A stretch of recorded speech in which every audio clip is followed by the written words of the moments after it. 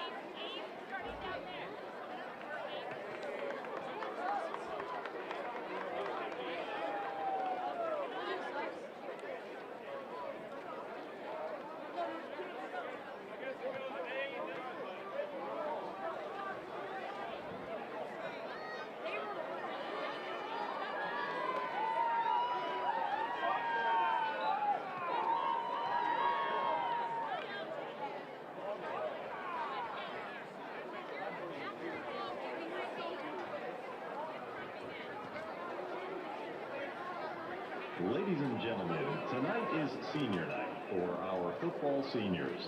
At this time, please direct your attention to the north end of the track to meet our seniors and their parents.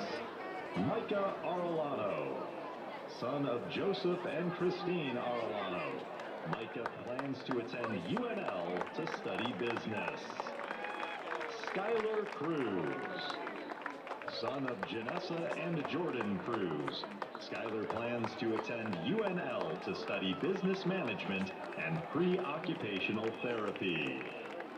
Malachi Emesi, son of Ginny Rogers and Kemi Emesi. Malachi plans to attend flight school. Jaden Hambright, son of Johanna O'Brien. Jaden plans to attend college to study finance or accounting. Jonathan Harden, son of John Harden and Alyssa and David Perez. Jonathan plans to further his football career and study sports science.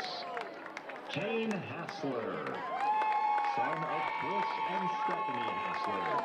Kane plans to further his football career and study marketing in college. Gavin Heavy, son of Cindy and Eric Heavy. Gavin plans to attend a trade school to become an electrician. Tesla Heminger, son of Sarah Heminger. Tesla plans to attend Concordia University or Cal Irvine to continue his track and field career. Logan Holtmeyer, son of Jennifer and James Holtmeyer. Logan plans to attend Wayne State College to further his football career and study construction management. Jack Holt, son of Jasa and Julia Holt. Jack plans to attend UNL to study business administration and finance. Caden Lilly, son of Jean and Carol Lilly. Caden plans to further his track career and study business and finance. Alex McCann, son of Larissa and Corey McCann. Alex plans to further his football career and become a residential electrician. Braden McMurtry,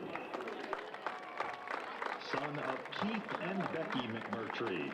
Braden plans to continue his career in welding. Sullivan Olson, son of Dan and Natalie Olson. Sullivan plans to attend either Hastings College to continue his football career or become a firefighter. Brody Parr, son of Greg and Jen Parr. Brody plans to attend Dordt University to continue his football career and to study financing. Jake Vance, son of Brian and Lisa Vance. Jake plans to attend a trade school to become an electrician. Parker Vendetti Rue, son of Jenny and Carl Rue Jr. Parker plans to attend college to further his football career and to study financing. AJ Wesley, son of Neil and Kayla Wesley. AJ's future plans are undecided at this time. Cooper Wills, son of JB and Danielle Wills. Cooper plans to attend UNL to study business. Ladies and gentlemen, let's hear it one more time for these special members of the class of 2026 for all of their contributions to Papillion La Vista High School. Thank you, seniors, and congratulations.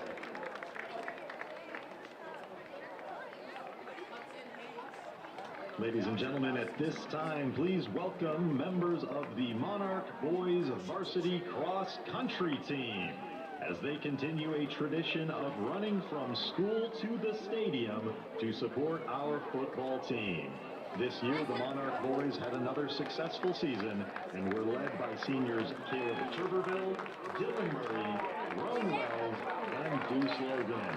Ladies and gentlemen, the Monarchs boys varsity cross-country team.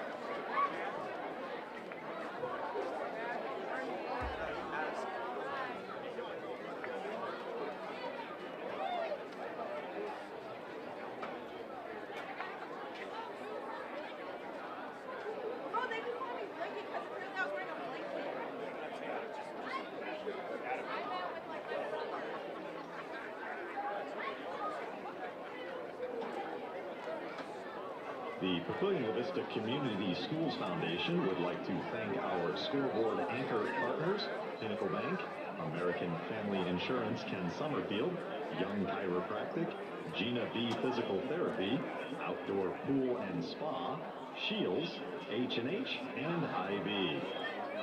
And the Papillion La Vista Athletic Department would like to thank our Gold Crown business sponsors, G&H Extreme Dent Repair, Total Cleaning Solutions, LLC, at Hamilton State Farm, and the Business Academy. And our gold sponsors, Bob and Lisa Gruber, American Family Insurance, Ken Summerfield, TST Insurance, Doug Tiefenthaler, Michelle and Brian Hickey, Cars Today, Jason Dale, Jody Rother, Doug and Jill Beacon, Mindy and Bob Morrissey, Avalon Accounting Services, LLC, Fairway Mortgage Company, Francisco Serrano, Jim and Bonnie Glover, William and Jen Hobbit, Edgar De Leon Agency, State Farm, Edward Jones, Jeff Burnett, and Ironwood Inc. and Seth Agar. Thank you for your support of Monarch Athletics.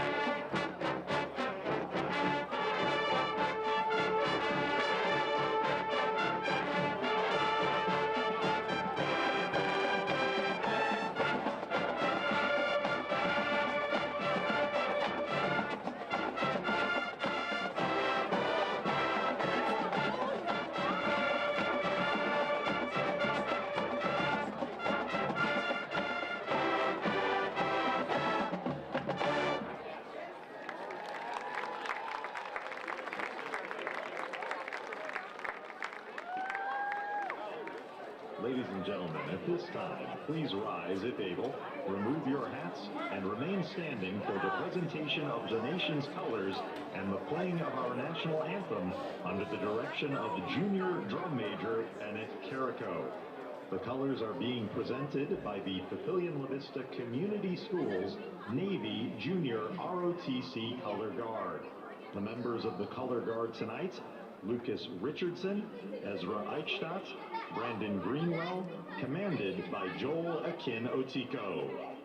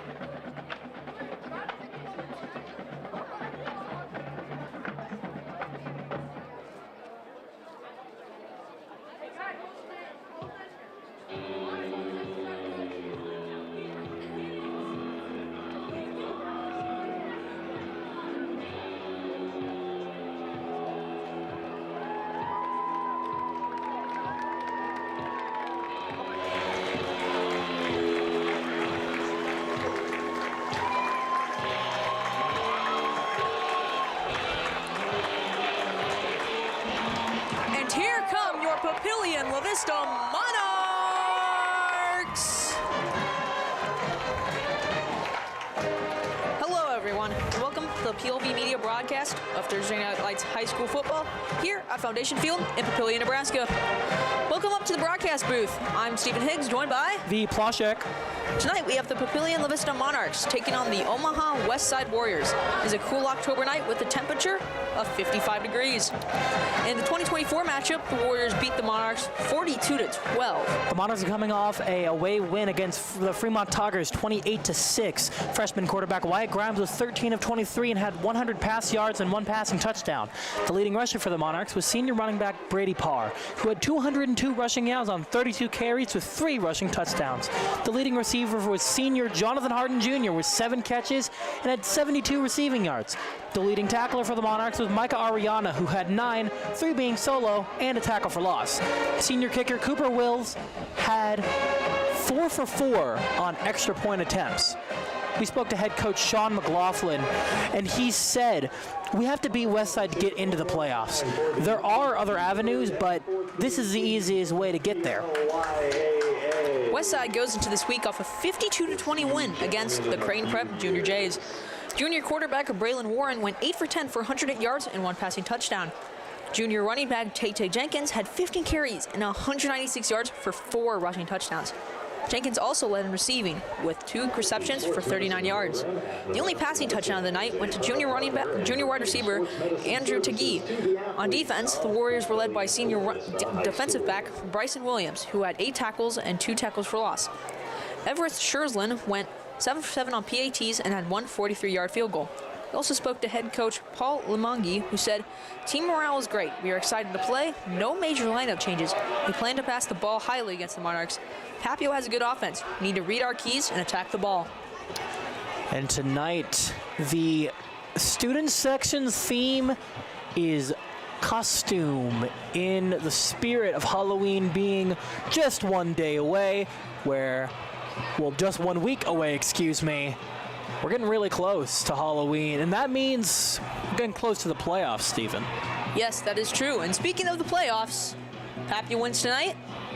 Playoffs. Papio wins tonight. They should be in the playoff. If they don't, they need some help from the Creighton Prep Junior Jays. They need to beat Norfolk in order for Monarchs to get into the playoff. If they do not, then the chances of Monarch going into the playoffs are much lower.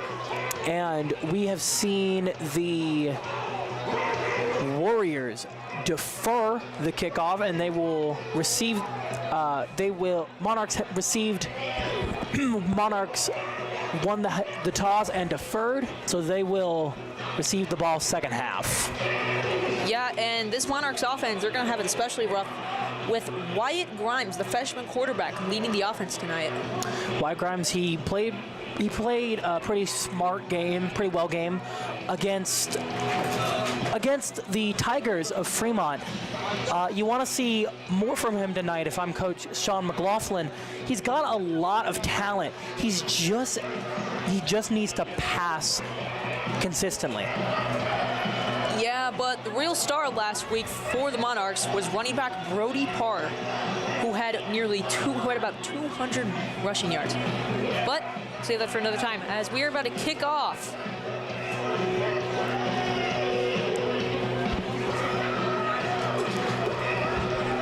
Cooper Wills is about to kick off for this Monarch team, and we will get underway.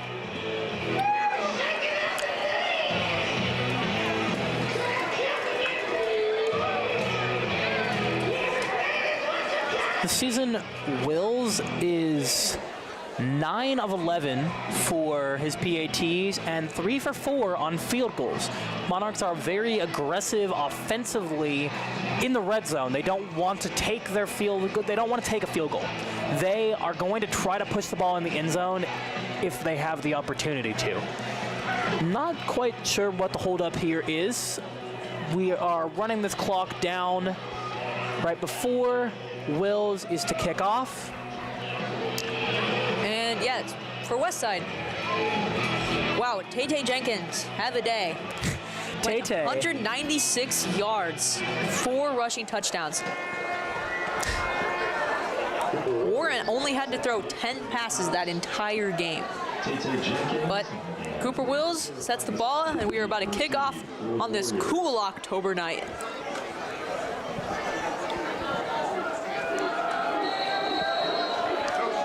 The kick is away and is a high short kick to the 30, and it is caught and seemed to be tackled by his own man.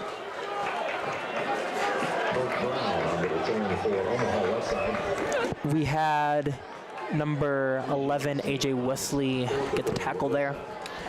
The offense for Westside is a dangerous one. You have a 3-headed monster in that backfield. You have Braylon Warren, quarterback, one of the best in the entire Class A as of right now. Tay Jenkins, the leading rusher in Class A, both in yards and touchdowns. And then you have Mo Purify II, who is a Washington State commit, going to play in the Pac-12 next year. Warren for the shotgun, Cougars. Hands it off to Jenkins, who runs up the middle for about a gain of 2 yards.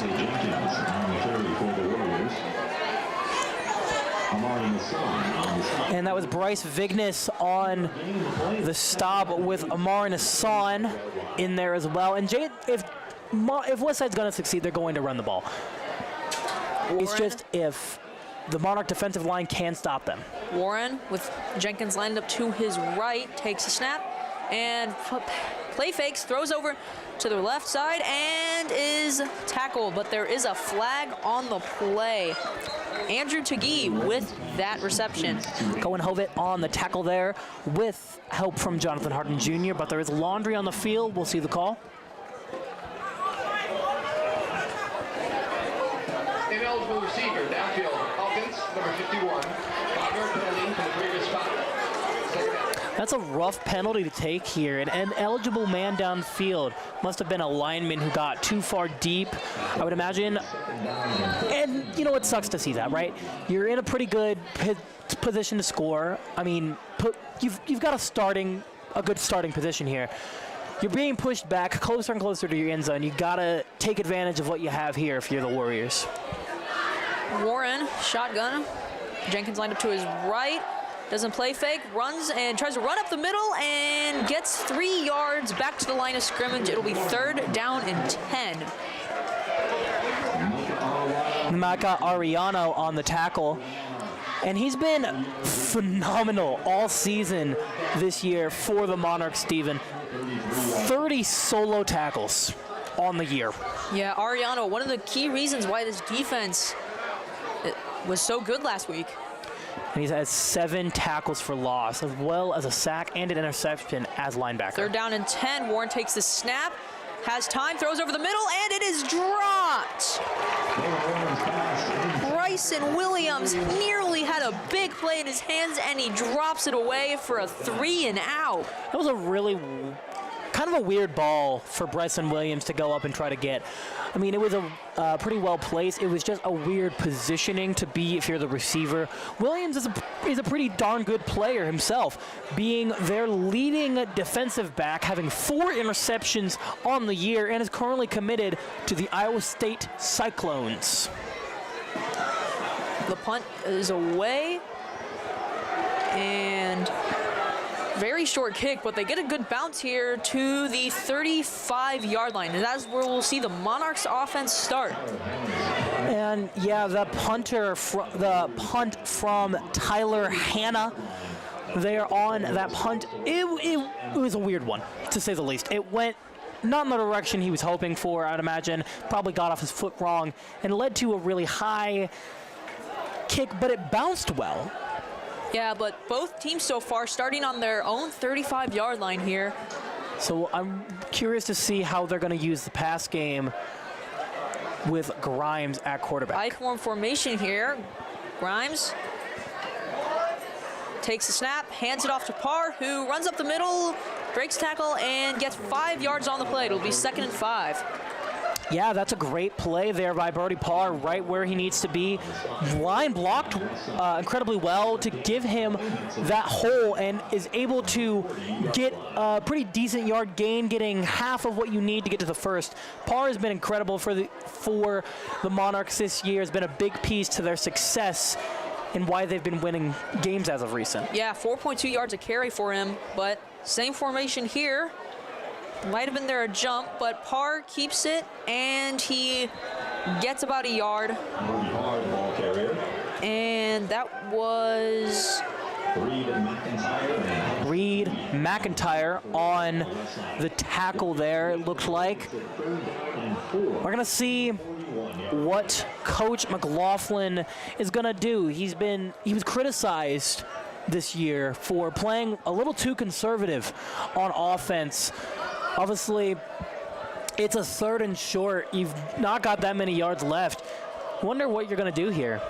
3rd and 4, another big 3rd down here. Grimes still in the I formation, hands it off to Parr again, who busts up through the middle, gets 2, and is 4th and 2. We'll see what they do here, but there is a number 10 on the Warriors sidelines, Bester Stuhite. They are going to punt it, it looks like. Tesla Heminger is out there. I think that's the right play call. You're on the wrong side of your weird snap there, but good punt. Gets to the 30, it takes a good Monarch bounce, and it'll stop at the 25-yard line. And that is where Westside will see its 2nd drive. Both defenses off to a good start, getting 3 and outs. Yeah, the Monarch defense has been a reason as to why they've been successful recently. They've been highly effective within the defensive game so far in this past 3-game stint. They played a strong game against Central and were able to beat a pretty decent Fremont team who is, I believe, 4-4 themselves, also on the brink of a playoff berth themselves. Yeah, defense has been good, only held Fremont to 6 points, but now we got Grimes.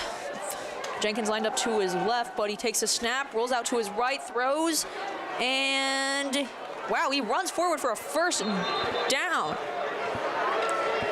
Pass is complete. Bryson Williams with a good play there, able to just keep going after contact. I want to give a quick shout out to the fundamentals of Braylon Warren there. Went through his progressions incredibly well, saw what went from his left to his right. One man wasn't open, didn't go there. One man wasn't open, didn't go there. Find Bryson Williams on the sideline and made the play. Grimes hands it off to Jenkins, who busts up through the middle and breaks another tackle and is gaining another 10 yards. It'll be another 1st down. Jack Jelinek on the tackle there. He's been consistent at defensive back. Not their best defensive player because they have such stars like Ariano on that side of the ball and Holtmeyer. But give it up for Jack Jelinek for stopping Jenkins. He had green grass if he did not stop him there. Another shotgun formation here. Grimes Hands it off to Jenkins again, who finds a hole on the right side, but gets tackled for a gain of 3.5 yards. Tay is a really strong running back. I mean, he's quick, he's agile, but he's not the tallest guy in the world. He's 5'9", 175 pounds. He's not the biggest guy in the world, but it makes him more mobile. You just gotta wonder if it's gonna help him to put on some muscle to power through these defenders, because he is a beast. After 2 big plays in a row, Westside now has 2nd and 6. They hand it off to Jenkins again, who runs out to the left side, breaks a few tackles, and keeps going for a gain of 5. It'll be 3rd and 1. Luke Bennett on the tackle. You got to see what this Monarch defense is going to draw up here. I mean, the Warriors are 3rd and about a yard. You've got a lot of great defensive talent on that line. You're only rushing 3, though. Makes me kind of concerned. Play fake, throws, and incomplete. Yeah, trying to catch the Monarchs off guard there with a pass, but Williams was not ready for that. It seems like, yeah, Williams wasn't ready. It was a miscommunication for sure. But the Monarch defense read it pretty well. That corner was breaking downhill in a very fast pace. That could have been to the house if he got there quick enough. And they are going to go for it here on 4th and 1. Shotgun formation.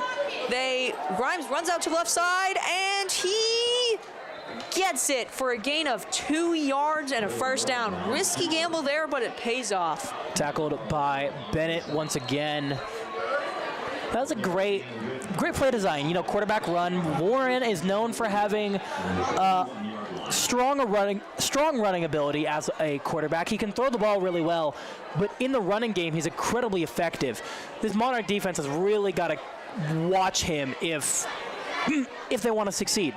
Takes the snap, pump fakes, goes deep, down the right side, and that was a definite hold on Hardin Jr. there.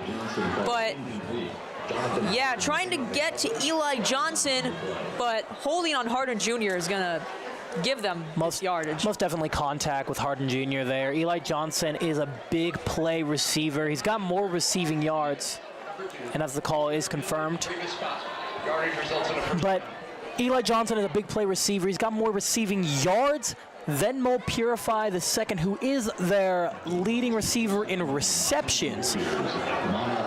The thing with Eli Johnson, he's great deep, and Mo Purify is great in the short game. It balances out, giving Warren 2 strong weapons. Ball in the 26, high snap, but they hand it off to Jenkins, who breaks a tackle, goes through, and that is a touchdown.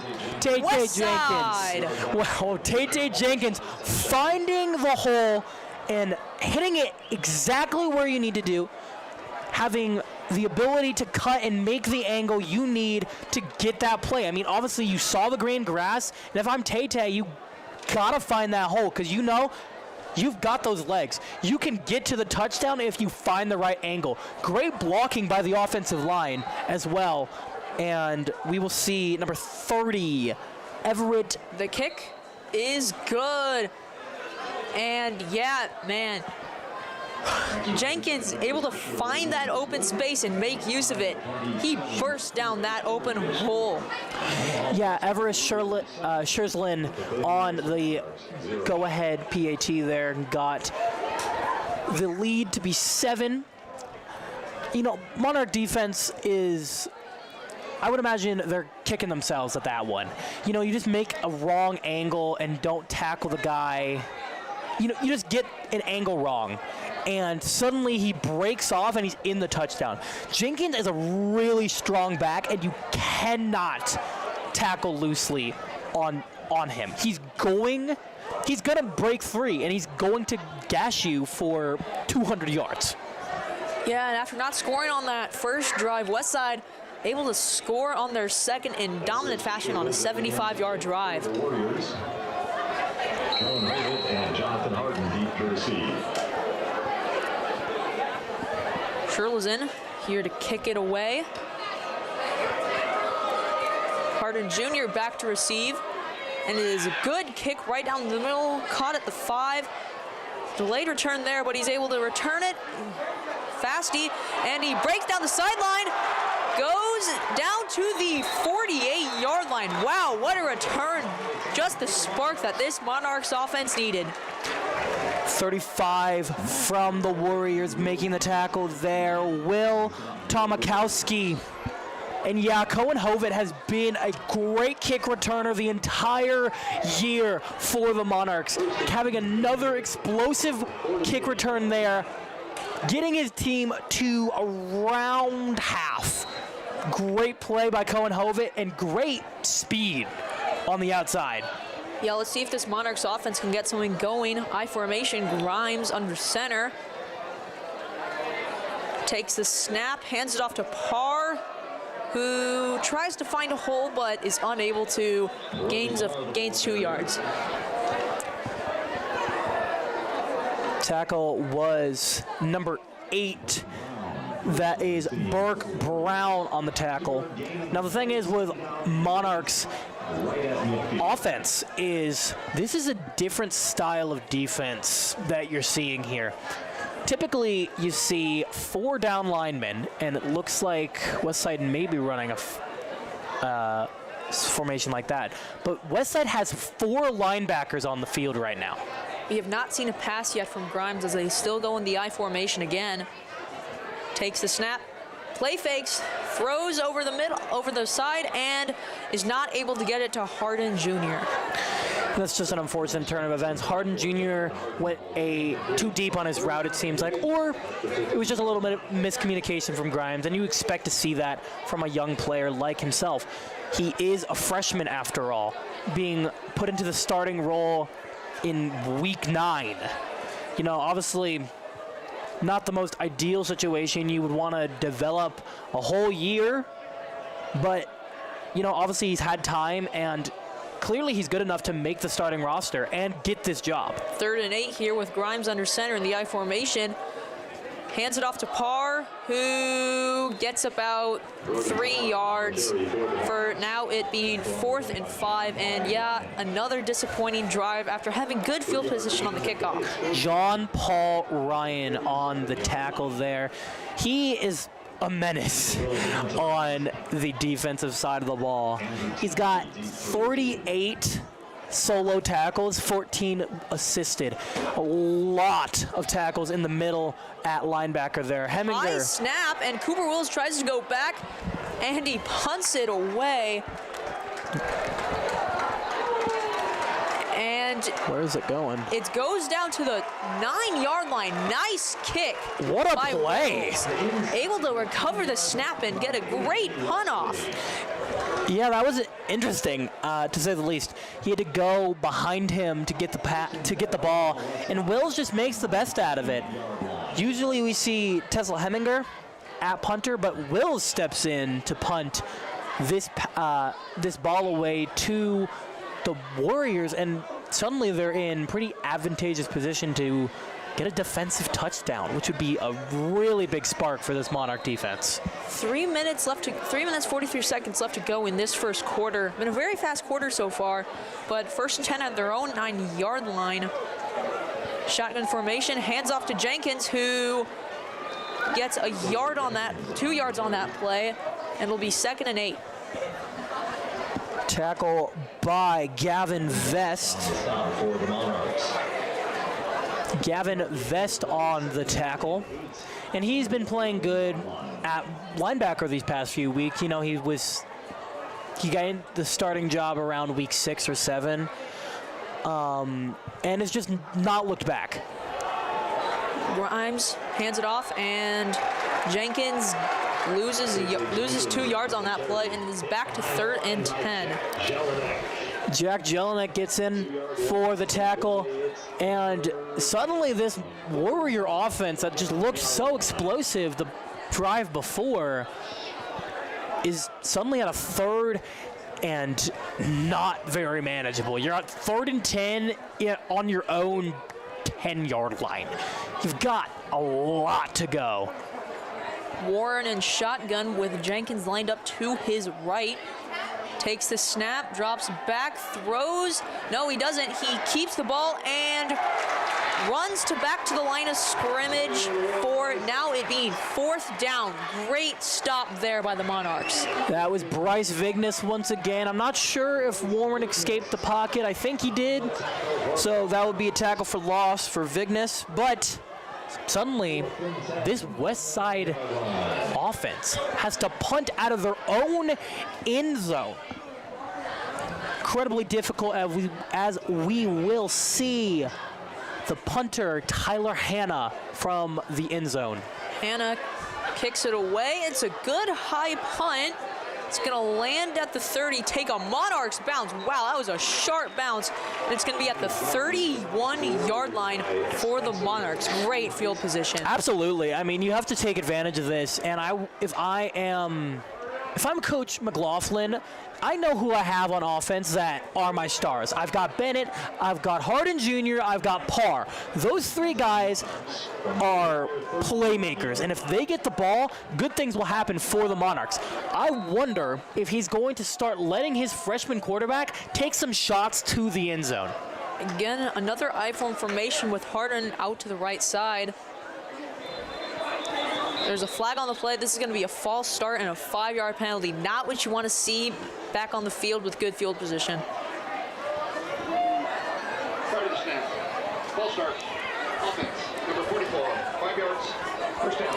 And that's just what you hate to see if you're a Monarch fan. Monarchs have had some consistency in terms of having penalties. They've had a lot of penalties this year, and it's killed them in some big games. Like the Titan game, first in the season, they had a lot of penalties in that game. I-form formation. Hands it off up the middle to Parr, who gains 3 yards on that play. It'll be 2nd and 12. Number 4 for the Monarch, John Paul Ryan. Number 11, Reed McIntyre, is the tackler for the Warriors. Interesting that McIntyre got in on that, as he's a free safety. He's playing deep. He's playing in the back. So they must have done a corner blitz, but we take 2nd and 12 here with Grimes. Play fake. Throws out to Hardin Jr., who catches it, and he gets the first down. Johnson. Huge play on 2nd and 12 to get that yardage. Johnson pushes him out of bounds, almost knocks out the chain guy. But that is a incredibly strong play for the Monarchs. Excuse me, they're going to say 3rd and 1 here. It's going to put them down at 3rd and 1. I thought he got that first down for sure. It was close. I think you do not have an automatic replay, so you really do not have full clarity. So we will see if they're just going to run it up the gut here, because you got 4th and a pretzel stick pretty much. Grimes snaps it, hands it off to Parr, who does not get the first down. He is stuffed. 4th and 1. No, he got it. On the stop for the Warriors. It says he got it. No, they didn't get it. He Weird. didn't get it. He did get it? Wait, There's a little confusion here. Yeah, he got it. He got it. did get it. Reached over the line there. Brody Parr with the good integrity and good intelligence to reach for that. You know, not every guy is going to reach, put their body on the line like that. But Brody Parr is. He's a really powerful running back, and is why he's got a scholarship to Dordt University, plans to sign this fall. If I'm the Monarchs here, I would run a screen, use Parr's skills, get him out in some space. But they throw it over the side, and he catches it, and is down to the 5-yard line, thrown out of bounds by John Paul Ryan. That is Malachi Imesi, the big man himself, 6'1" on the side there. Eli Johnson is aggressive with that with the slam. He was already out of bounds. There was no need to do that. Eli Johnson is lucky he did not get a 15-yard penalty there. That was undisciplined and lucky that the refs did not see that. Weird formation here with 3 backs lined up in a row at the 8-yard line here for the Monarchs. Grimes under center. Hands it off to Parr, who rushes up the middle, gets through, and it is a touchdown! Monarchs, Brody Parr. And Brody Parr on the touchdown, 72 in on that. Yeah, that was a really weird formation, Steven. I'm not even sure what you call that. The conga line formation, maybe? You got all these running backs all in a row, but it clearly worked. 2 of them were blocking, and Brody Parr was just able to get through the space. You got to give some credit where credit is due. Offensive line blocked that play great. Wills with the extra point, and he drills it right down the middle. It is tied at 7 here in the first quarter with 17 seconds left. Yeah, this is a interesting turn of events. Obviously, the Monarchs have a strong defense. I was just worried about consistency on offense against a good Westside team. Westside is in upset watch here. Yeah. This is rough territory for the Warriors. Obviously, it's just the first quarter. Anything can happen in the first quarter. But we've got the whole game ahead of us. Monarchs 17 seconds. had great field position off that punt that went their way. 31-yard drive. And yeah, exactly what you wanted to do if you're the Monarchs. Get a defensive stop and respond immediately. Yeah, we have a strong offensive showing. Outside of that one drive where not everything went right for the Monarchs, they've shown pretty good gusto on offense so far tonight. As we see Jenkins, I believe, back there to receive. Kick is away. Williams catches it at the 19. Keeps still going and gets out at around the 36-yard line, and that is where Westside will start this drive with 11 seconds left to go in this first quarter. Yeah, that was close to being a big breakaway play for the Monarchs. For the Warriors off that kick return. Williams almost got out there. And like I said earlier in the broadcast, Bryson Williams is their best defensive back by far. He's a strong safety with 4 interceptions. He's going to go play for Matt Campbell's group in Ames, Iowa next year. Yeah, good opportunity for him. But here in the shotgun formation, Warren, as Jenkins lined up to his left, takes a snap. It's a direct QB run and is stopped for a loss of 1. It'll be 2nd and 11, exactly what you wanted. And that'll be the end of this first quarter. And the first quarter is over. Score is 7-7. For those of you just joining in, welcome to the broadcast booth. I am V. Plasek, joined by Stephen Higgs. And what an eventful first quarter, Stephen. You know, obviously, Westside has some firepower on offense, but this Monarch defense has really held their own against the best running back in Class A right now. Tay Jenkins is by far the leading in every single category imaginable, pretty much, for Class A football. But the Monarchs have held him really well. Obviously, he hit that one breakaway touchdown on the goal line. Hate to see that if you're a defensive mind for the Monarchs. But other than that play, there's not been a lot of big chunk plays for the Warriors, Monarchs have done a great job of getting chunk plays, actually. They've been able to get those big chunks of yards all in one sitting, like that play down there to get the first down, almost get the first down on 2nd and 12. Got it all back pretty much. Warren takes a snap on 2nd and 11, play fakes, throws over the middle, and is cut. He's still going down to the 49-yard line. First down. Adrian Gonzalez on the catch there, and Cohen Hovitt was the tackler. Looks like they're gonna go hurry up here, try to get some points on the board as quickly as possible. Yeah, nice job by Warren throwing it over the middle, but takes the snap, throws over to the right side, and it is cut And gain of 6 on that play there. Complete to Mo Purify the second. 16, Mo Purify the second. And speaking of him, he is heading to Washington State. Yes, we did say that earlier in the broadcast. Washington State commit Mo Purify the second with the catch there. He's been limited tonight. They have not targeted him as much, but Warren has got a lot of great receivers. Warren hands off to Jenkins, who is tackled. Wow, what a play by Sullivan Olsen. What a tackle there. Sully Olsen does not let go of Jenkins. Plays some great, smart defensive football there. Breaks down and takes Tate to the ground. You cannot have weak tackling against a running attack like this. Tate is incredibly quick and will break away. Great intelligence there by Sully Olsen. Loss of 6 on that play there. It'll be 3rd and 10 for the Warriors.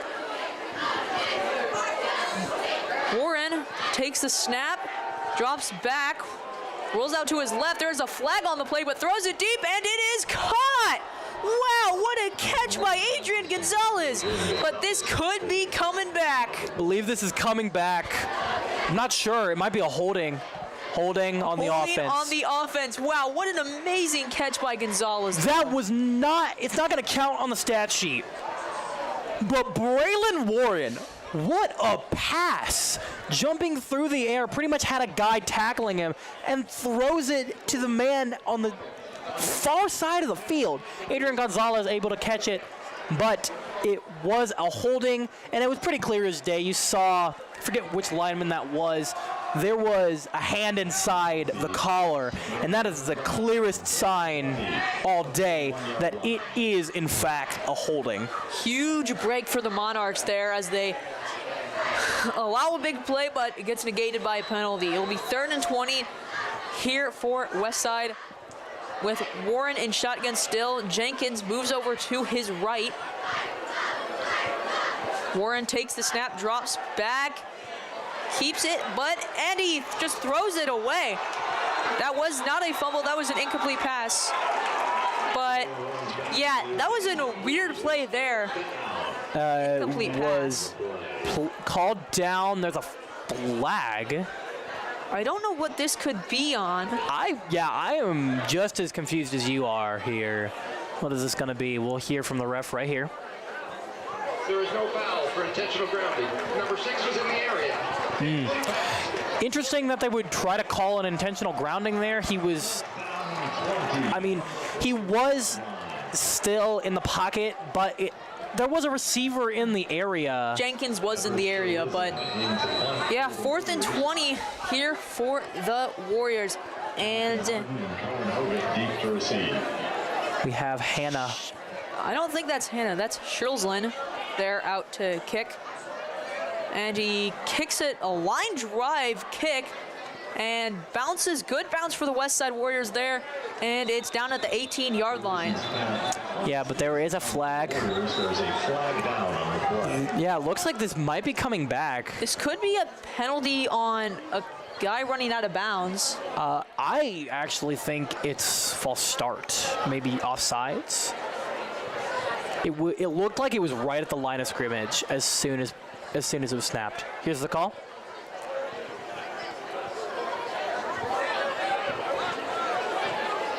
Formation. Illegal formation. That penalty would be assessed at the end of the play. First down, Papillion La Vista. So instead of having the ball on the 18, they're going to have it at the 23. That's not a bad break for the Monarchs. Obviously not what you want, obviously. I mean, you're in pretty bad position here. Not in your own 1-yard line, but you got a pretty difficult position here to score. You got to go the entire length of the field, pretty much. Let's see if the Monarchs can score without starting the ball at the 31-yard line, but I-form formation here. Grimes takes the snap, hands it off to Parr, who gains nothing on that play as he is stuffed. It'll be 2nd and 10. Looks, yeah. There was not a whole lot there. Spencer Stu Height on the tackle. One of the 4 starting linebackers for the Monarchs. They play a 3-4, which can be effective if you have really strong defensive linemen. Owen James for the Monarchs is a really great defensive lineman, actually. He's committed to Northwest Missouri State, going to be a Bearcat next fall.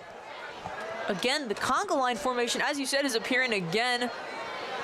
Grimes takes the snap, hands it off to Parr, who runs up the middle, gains 2 yards on that play. It'll be 3rd down and 8.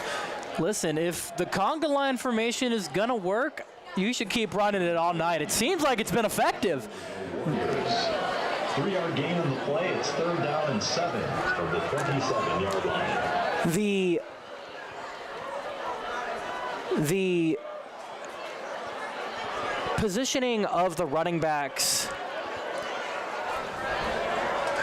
has been really interesting. Consistently are having an I formation through the entirety of the offense. That's been their main formation to go to, as we see timeout from Westside. Yeah, trying to get their stuff here, but like as you said, yeah, they've been running I-form all night, and so far it just hasn't been working that well. I mean, they've had that one good drive, but so far those only good plays so far have been pass plays. I suggest a screen here for Brody Parr. I think the I has been working, though. I formation is effective when used properly. You cannot be predictable with it. That has been where they want to run their offense through, is they're running it through the I. And the best plays, like you said, have been fakes to an outside receiver. The problem with the screens is this offense has run a lot of screens this year that just haven't been effective. Maybe this is a new look team as we're 8 weeks into the season, but you never know. 3 running backs again. Grimes takes the snap, hands it off to, fakes it, throws across the right side, the left side, and it is incomplete. 3 and out there by the Monarchs. It'll be 4th and 7. Punt team coming out. It was looking to go to Micah Ariano, defensive guy there on the pass. Interesting call there. Obviously, I think the pass idea was great. It was just a little low for Grimes. It is unable to push that a bit higher. And it would have been a 1st down if that had gone a little bit higher. Flag before the snap. This could be a false start. That'd be my guess. Encroachment. So it's now 4th and 2 for the Monarchs. They are still probably going to punt this, but yeah, if that was like 4th and 5 or less, that would have been a 1st down. Yeah, 4th and 2. Wills is back once again. Another flag. Is that another offside? It is. So the That's offsides again. The Monarchs are going to get a 1st down out of this. Westside is not playing very disciplined tonight. That has been 2 straight penalties on the defensive line. Plus, you had that almost penalty on the sideline that didn't get called. It seems that they're arguing that it was an argument. Monarchs might have made them jump. False start. It is offense. a false start. So it's now back to 4th and 7. So lots of confusion here, but yeah. There's been back and forth there. You gain 7, you gain like 5, you lose 5. Unfortunate for the Monarchs. Yeah, there's another flag that came in late, though. That's a late one, yeah. Wonder what that's. Defense. Oh my God, it's going to be a 1st down now. That's a 1st down for the Monarchs by another undisciplined penalty by Westside. That is just unfortunate. Oh my You've got to play smarter than that. You've had a lot of penalties to start this half. Unsportsmanlike conduct should not be one of them. You've got to play smart. If a guy's getting into your head, you can't let him win. You're winning. You're letting them win that battle, and that only is gonna make the ref throw the flag on you. It's not gonna go there. It's not gonna go against him. Another I-form formation here with Grimes under center. Takes the snap, hands it off to Parr. There's another flag on the play, but he gains nothing on that play. It'll be 2nd and 10. Yeah, we see a lot of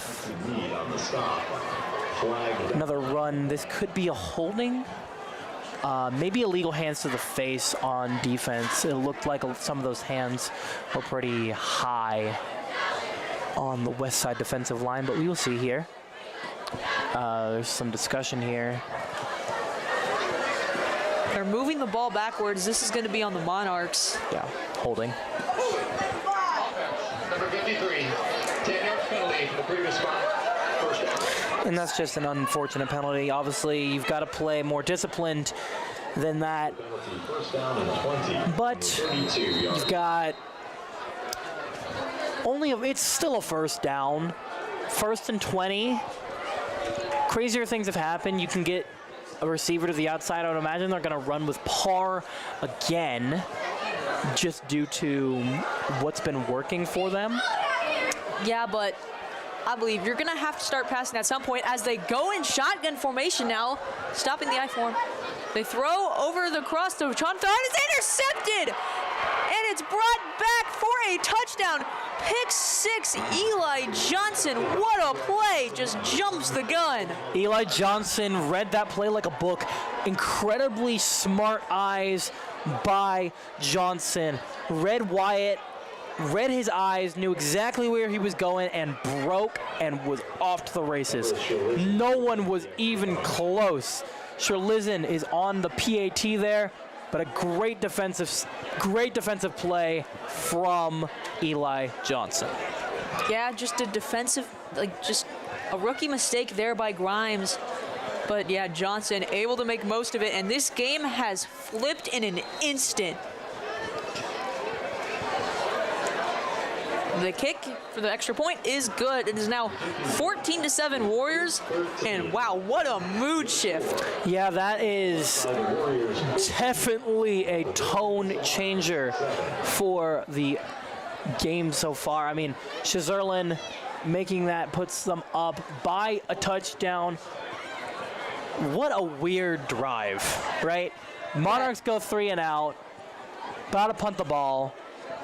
Go forward because of a penalty, go backward because of a penalty, then and go back forward because again, of a different penalty, and then go back again, and then for go backward with another penalty, and then throw a pick 6.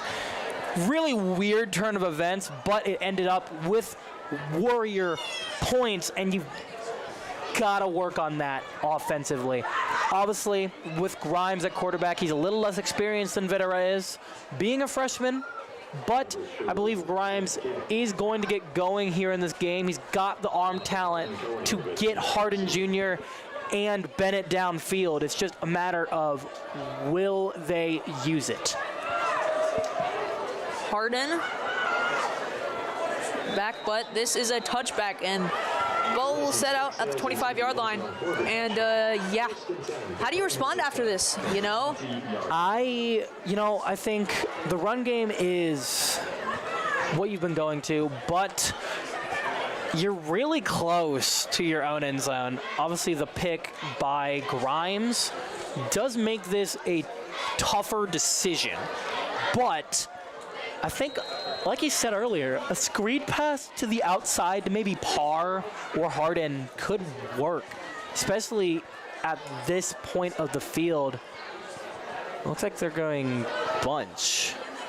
Yeah, they tried shotgun formation last time, and that turned out badly, but let's see what they can do this time. Grimes takes the snap, hands off to Parr, who gets behind his blockers, but is only able to gain a yard.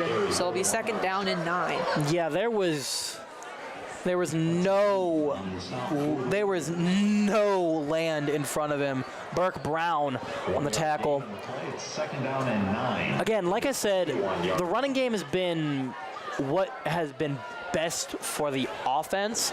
However, it's just been inconsistent because you've got a strong Westside defensive line and you're on your own 20. You really need to work on getting the passing game going. Grimes back under center again. Play fakes, throws over across to Harden, who juggles but makes the catch. It'll be a first down for the Monarchs. Huge play there. Great play call by McLaughlin. And well read by Grimes, was able to put enough power on it to just get over the shoulders of, I believe that was number 4 on the corner there, and dump the ball right into the hands of Harden Jr. What a great play and a great momentum change for the Monarchs. Back in the I-form formation, hands off to Parr, who runs up the middle and is stuffed at the line. 2nd and 10. That was 55 on the tackle. No, excuse me, Spencer Stewhite on the tackle for the Warriors. And if I'm Coach McLaughlin, obviously you want to get Brody Parr the ball, but running it up the middle is not the strategy I would go with. I think getting an outside run game going could be really effective for this Monarch offense. Obviously, Parr is a great player and he's pretty fast, but can you outrun these Westside corners and linebackers? That's the question. Yeah, so far running up the middle has not been worked, but Grimes takes a snap and shotgun, hands it off to Parr again, up the middle, and is just stopped again. No yards, 3rd and 10. And yeah, like you said, running up the middle has just not been working so far. Yeah, Owen James was on the stop there, and like, it's weird to me that you are running up the middle 2 plays in a row and not even giving the outside run game a chance. Maybe you just don't have an offense that's built around that. Obviously, it seems like McLaughlin's offense is built strictly around the inside run game, not much around the outside. They like doing screen passes. They view screen passes as an extension of the run game, but up the middle just has not worked. Shotgun formation again. Grimes hands it off to Parr, who is just absolutely wrecked in the backfield. Quentin Warren, wow, what a play. Yeah, Quentin Warren, again, on that outside. When you have 4 linebackers, it lets a guy free. It lets a guy from the outside have the ability to make the play needed to get where you're supposed to be. It looks like Cooper Wills is going to punt once again. High punt there. Wills with the punt again. Nearly blocked there, but this is a very high punt. It's going to be caught at the 41, and that is where the Westside offense will start. There is a flag, though. Ooh, there is a flag. There's a flag here. But Westside's offense, what were you... Finish your thought. Yeah, we got like 5:13 left in this quarter. This has been a slow quarter so far due to all the penalties that have happened, including this one. See what the call is by the head referee.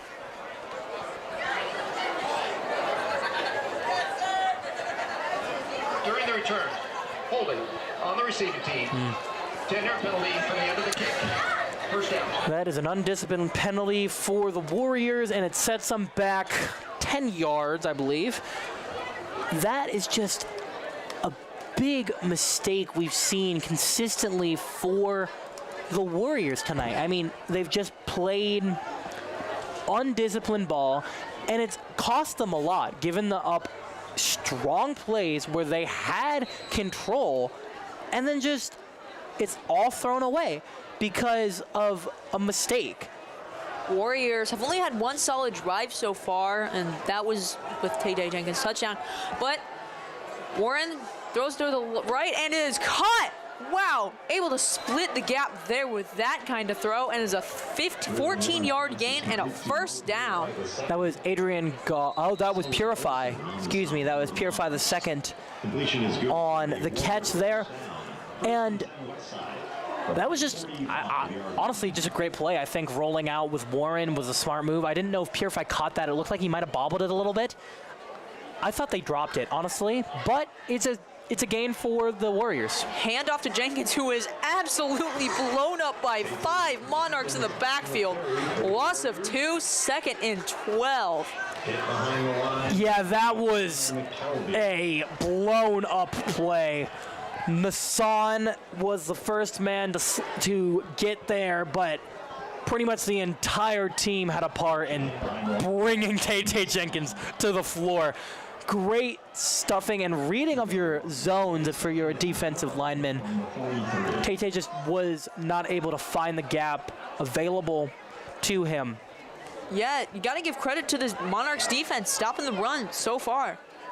Play fake, throws over to the right side, and it is incomplete. Intended target was Andrew Tagee, but is unable to make the catch, and it'll be 3rd and 12. And yeah, as I said before, Warriors have only had one solid drive so far. It's been a defensive game, to say the least. And what I mentioned with the Warriors penalties, they have had a total of 8 penalties tonight, 6 being on offense. Warriors going empty here. Warren, no one else lined up to him. Blitz coming in from the Monarchs, and he is sacked. Absolutely huge play for the Monarchs there. Micah Arellano there with a huge play on defense. Arellano off the edge there, just speeds in with a head of steam. Great play there, great design defensively. It trapped Braylon Warren to be in the pocket.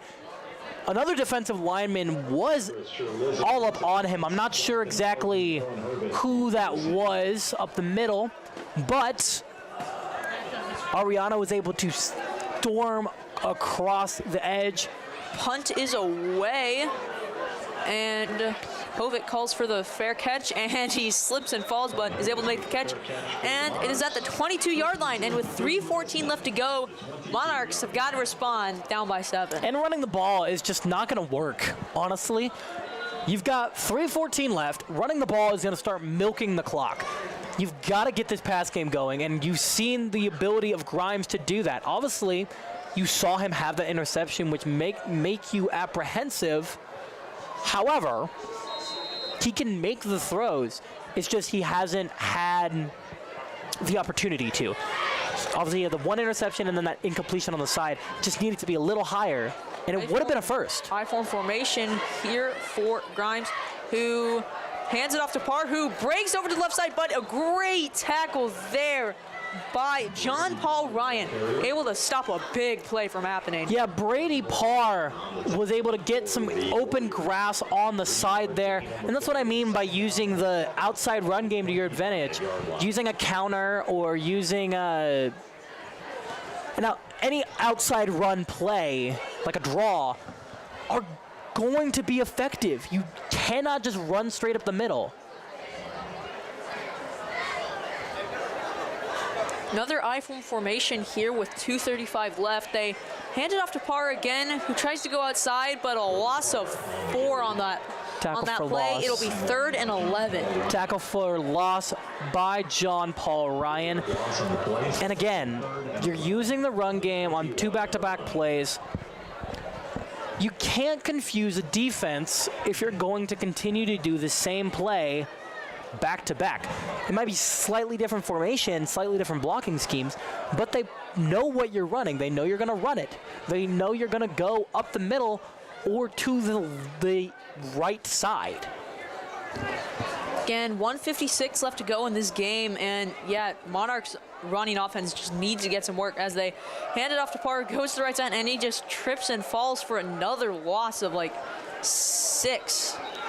But yeah, it seems to be 4th and 17 here with 1:43 left, as I think Westside calls a timeout, try and get some more time.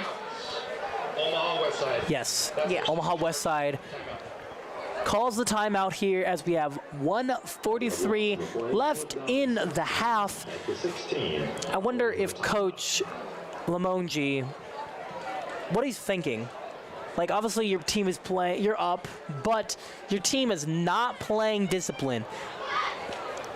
You've got to tell these guys, you need to calm down. If you continue to get in your head, you're going to make mistakes. Looks like Wills, once again, is back there to kick, and the deep man is number 15. Andrew Tagee. Will's out there for punting again. Another little bit of a high snap, but he gets it away, and that is a booming kick. But there's another flag on the play.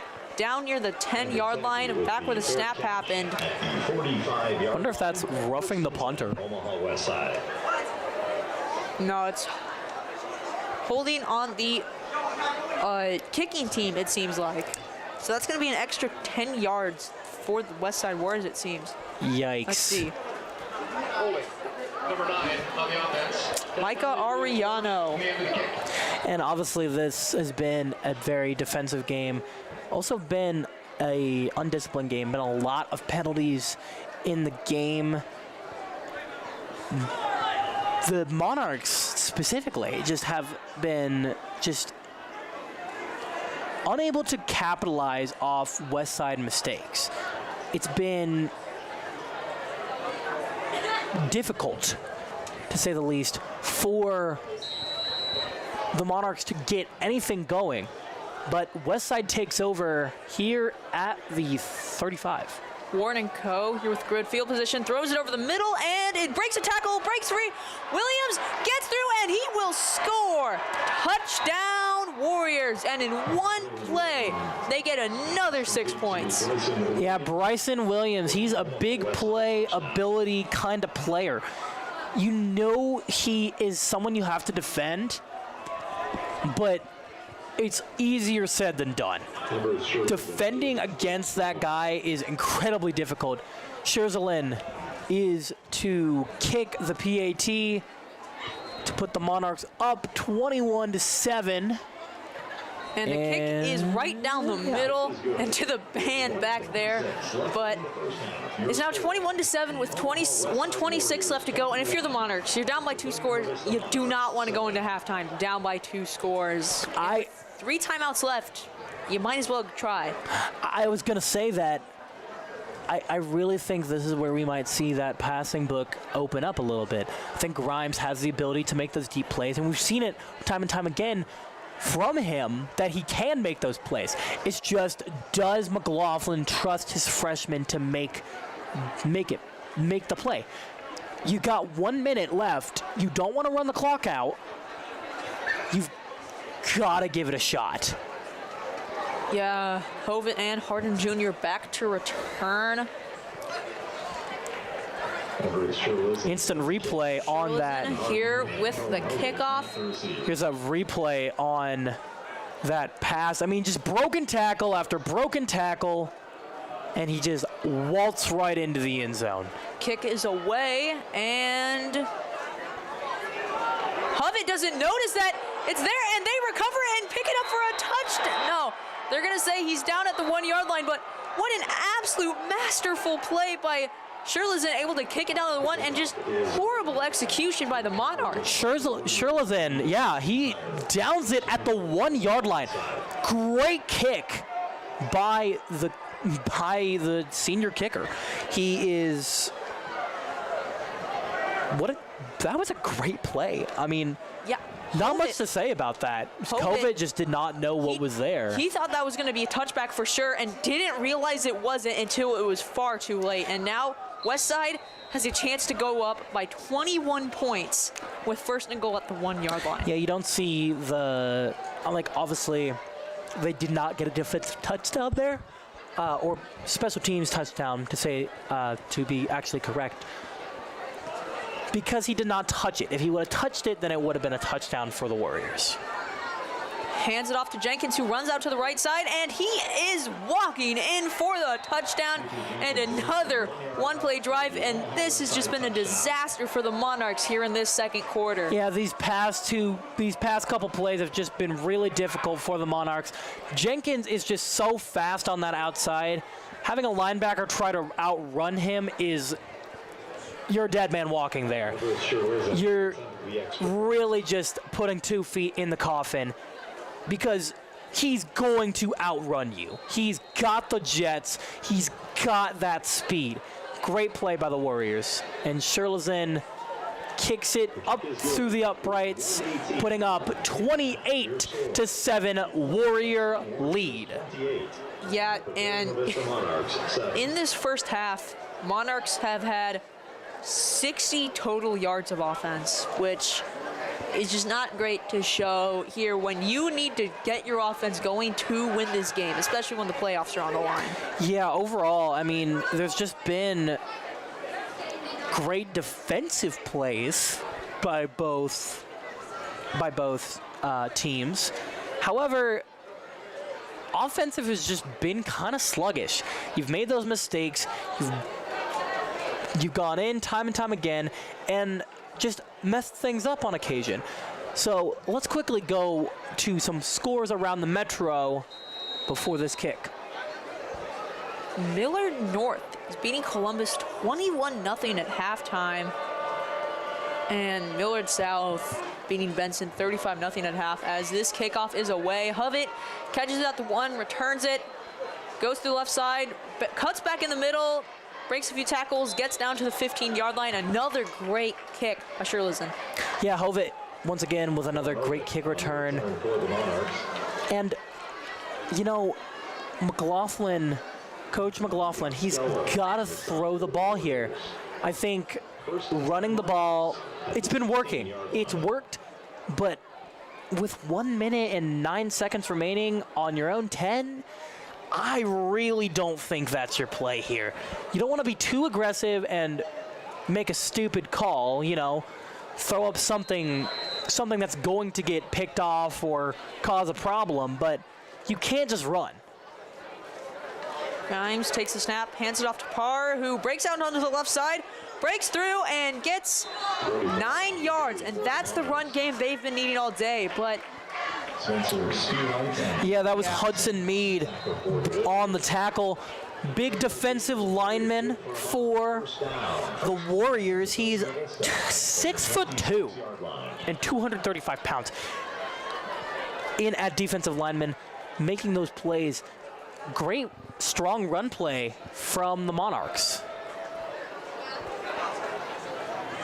They just toss it out over there, over the left side. And just losing 4 yards on that play there.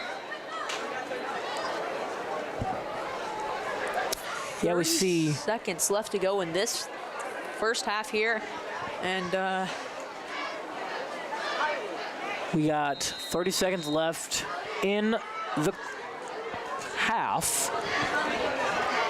And you've been bouncing out to the outside, which is what we've been saying this entire game to do. I mean, up the middle works on occasion, but the outside run game, if you've got a line that can block, is really effective if you've got a strong running back. They snap it with 10 seconds left, hands it off to Parr, and gains about a yard, and that'll be the end of this first half. Well, at halftime, your score, Monarchs 7, Omaha Westside 28. We will see you at halftime. I'm V. Plasek, joined by Stephen Higgs. We will see you after the half.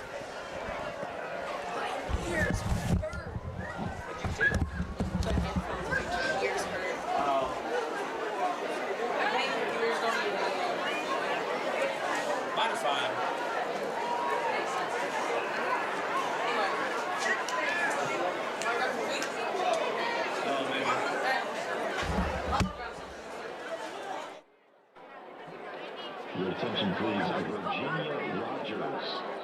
We have your centrist card, and we'll meet you at the North Ticket booth.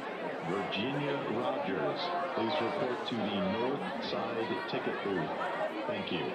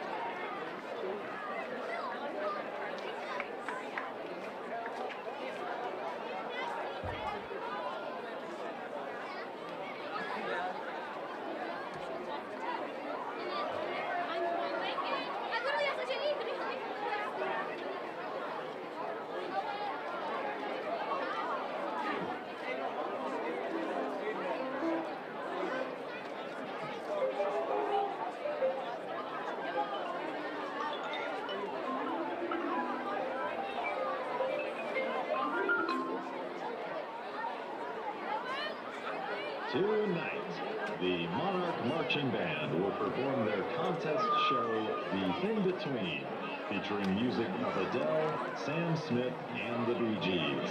The band is under the direction of drum majors Bennett Carrico, Caroline Williams, and Vicky Wu. The band will finish their season on Saturday at the MSBA Marching Festival at Seacrest Field in Lincoln. Ladies and gentlemen, here are your Marching Monarchs!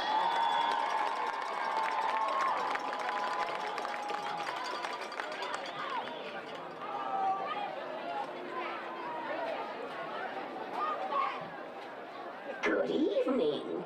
Will you be staying with us tonight? Excellent.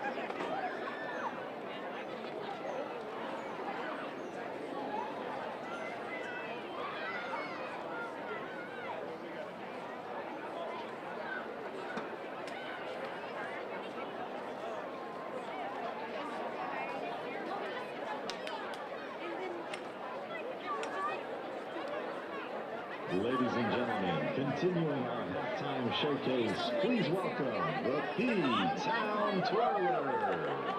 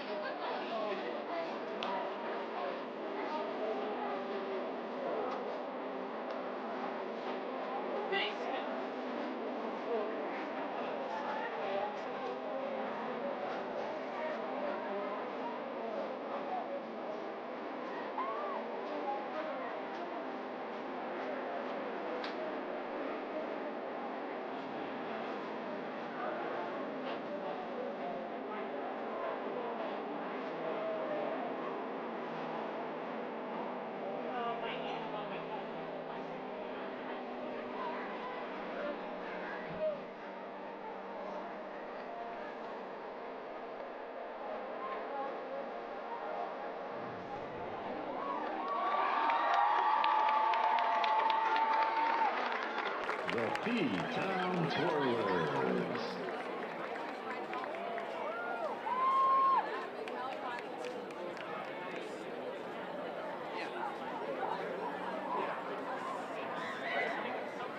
Concluding our halftime celebration tonight, please make some noise for the Papillion La Vista dance team.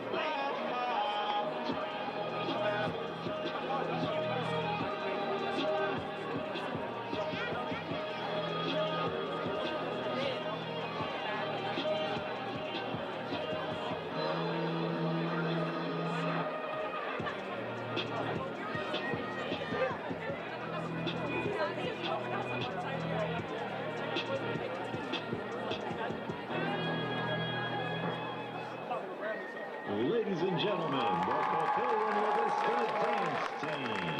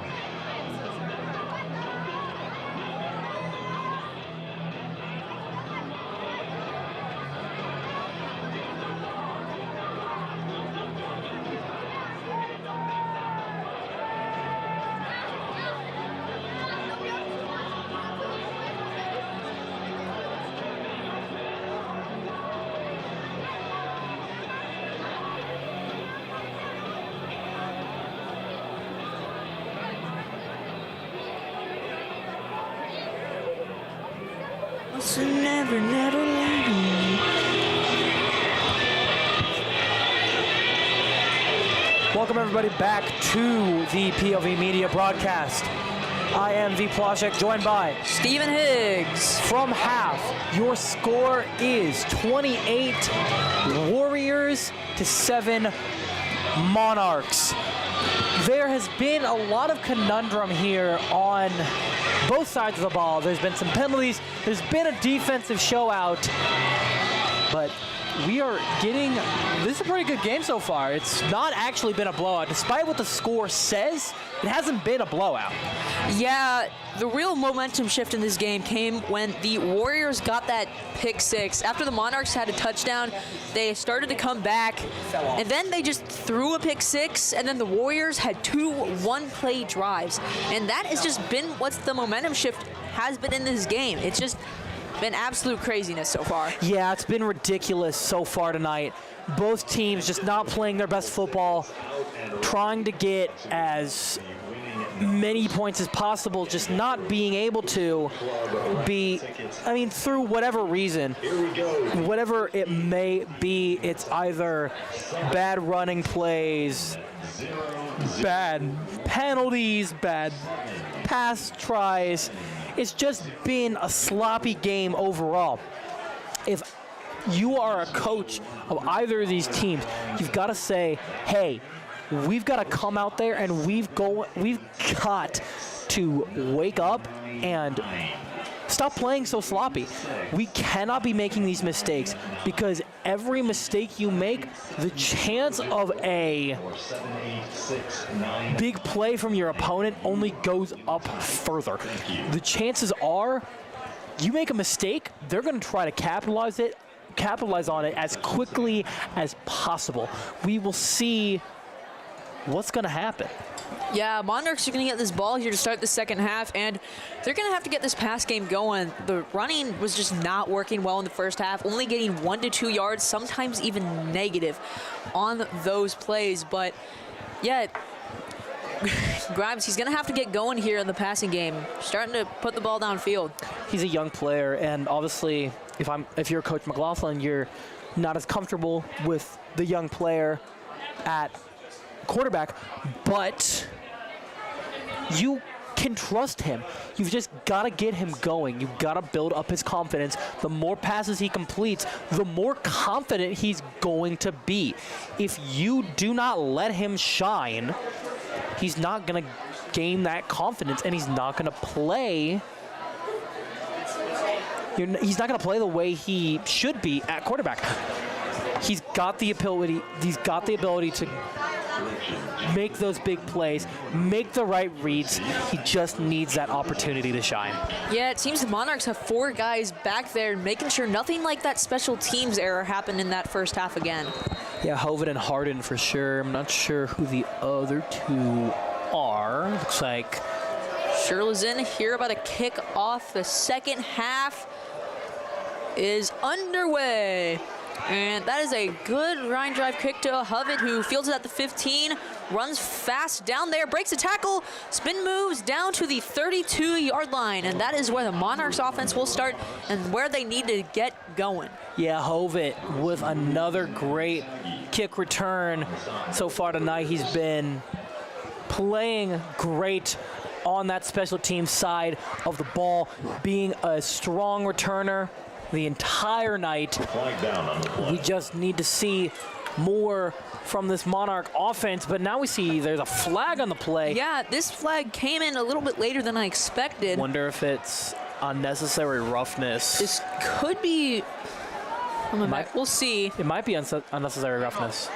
Personal foul on the receiving team. Ooh, that's a bad play for the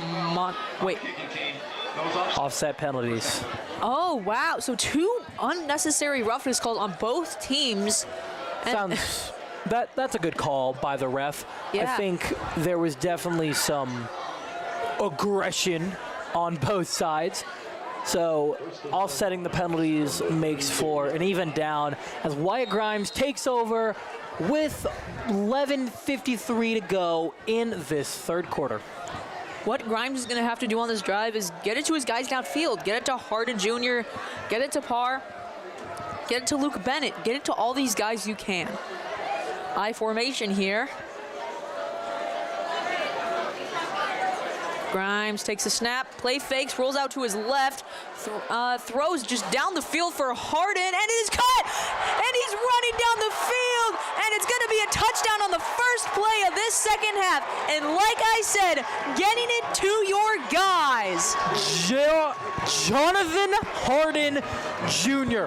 What a play, not only by Wyatt Grimes, avoiding the pressure, and even when you saw that pressure, finding your man, putting the perfect amount of give on that ball, and Harden breaking to the ball and just making that play. Bryson Williams tries to tackle him, but it is no good. What a big statement play from the Monarchs starting Amazing this play quarter. there. Great catch by Harden, able to come back to the ball. This extra point is right down the middle, and it is good. And wow, in one play, the Monarchs have shifted this momentum. Yeah, exactly. We've needed to see that the entire night. And if I'm Wyatt Grimes, I'm feeling ecstatic that I'm able to get that big play, get my team the points they need, because this is the chunk play we were talking about in the first half. Monarchs was having those big chunk plays just inconsistently. If Wyatt Grimes is going to continue to make throws like that are consistent and on the money, it's going to be a comeback for the ages for the Papillion Monarchs. Yeah, like I said, before that drive started, getting it to your guys now field. Harden was one of those guys, and wow, did he deliver. Harden is a playmaker. I'm really not surprised that they wanted to target him off the start. You have Tay Jenkins back there to receive. Wills looks like he's about to kick off for the Monarchs. Low, high, short kick down to the 30. Caught, runs through a few tacklers, and is able to get it to the 42-yard line. That was Andrew Tagee with that catch and return. Yeah, that was a short squib kind of kick there from Wills. It's an interesting strategy that you see teams use because it's got a higher rate of dropping the ball. It's got a weird spin on it, so the ability to hold on to it just is much more difficult as it's going at a really high velocity and spinning in such a weird form that it's hard to hang on to. Interesting choice, but it worked. They're only at the 40.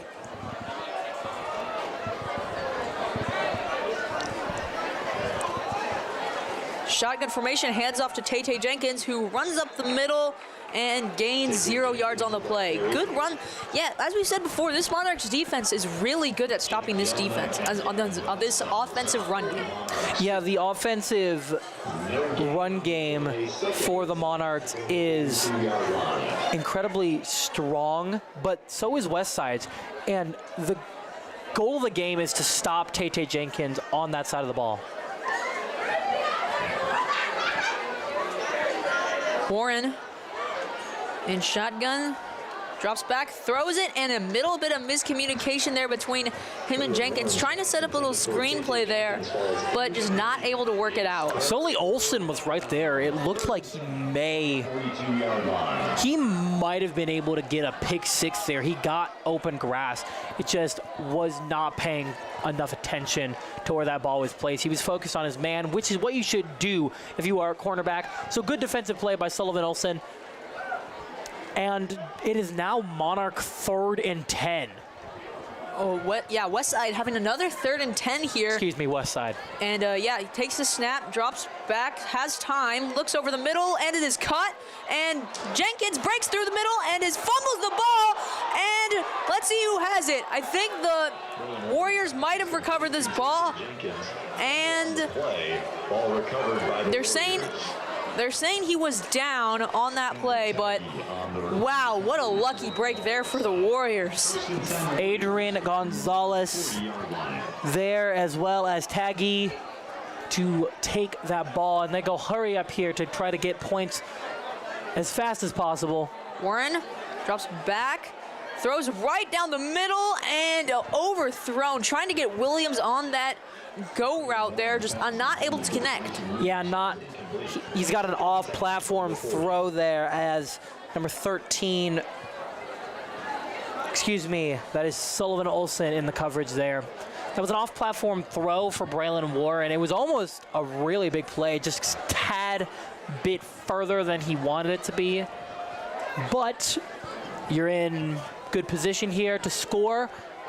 Second down as he drops back. He has pressure, but throws it right down there and gets 5 yards there. Quinton Warren able to make the catch, gain 5 yards. Yeah, that was a designed play, I would imagine, because there's no way where the defense is able to penetrate the offensive line so strongly.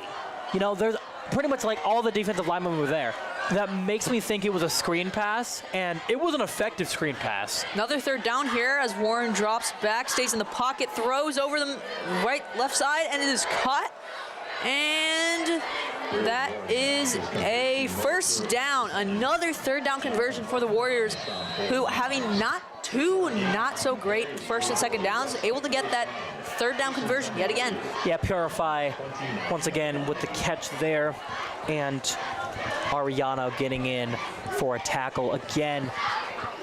We're gonna see Warren continue to throw the ball as efficiently as anyone, especially with a lackluster run game so far. Hands it off to Jenkins, who runs up the middle for a gain of 2, they'll say.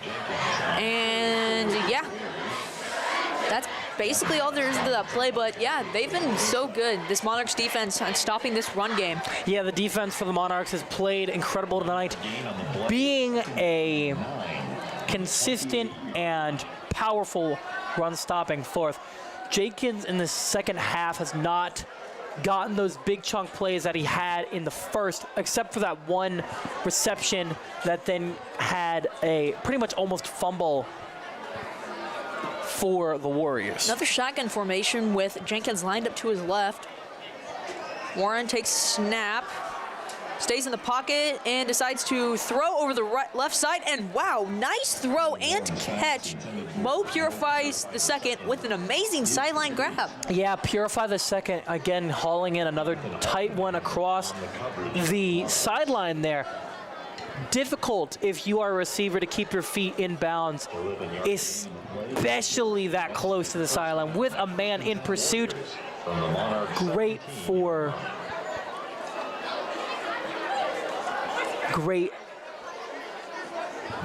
play by Warren. Ball at the 16, Warren takes the snap, throws to the right side for his man, and is that caught? They are gonna say, yes, it is! Williams, what an amazing over-the-head catch for a touchdown. Touchdown, Westside, and that was a great over-the-shoulder catch by Williams, right over the head of his man, and it was a beautifully designed play. The coverage was as sound as it could be, but Williams just was able to go on top, and there's a flag. Holding, offense, number 75. 10-yard penalty in the previous spot. First down. So that touchdown is being called back. A huge break for the Monarchs there. And it'll be 1st and 20 now. But yeah, let's go back to that touchdown play. Just a great job by Warren, giving his guy a chance there, but sadly it is negated.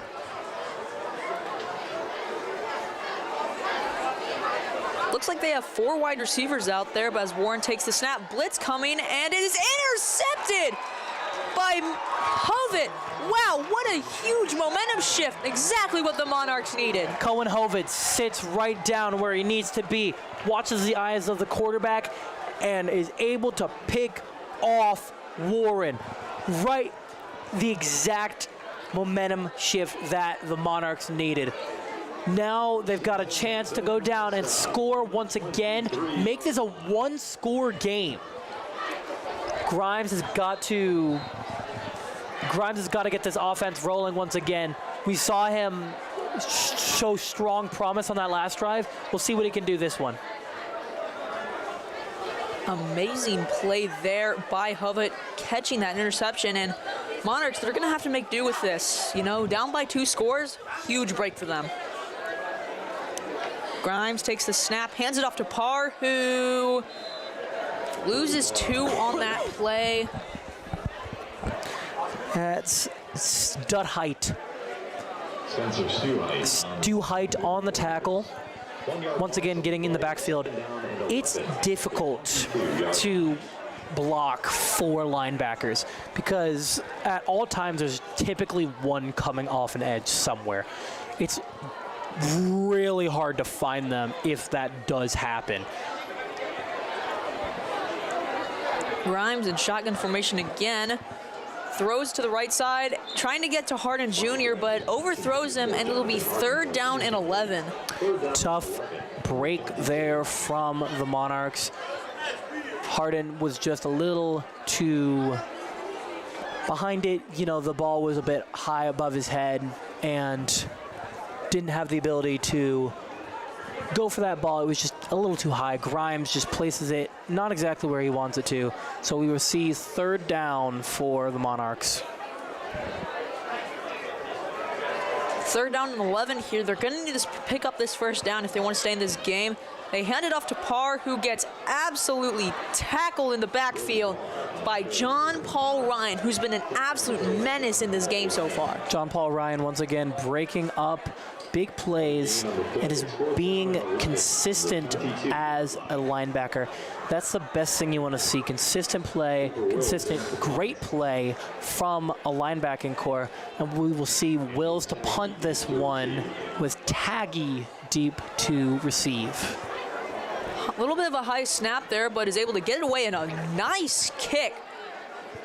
Taggy picks it up at the 40, gets through a few guys, but is tackled by Ariano at the 49-yard line. Great wrap-up tackle by Ariano.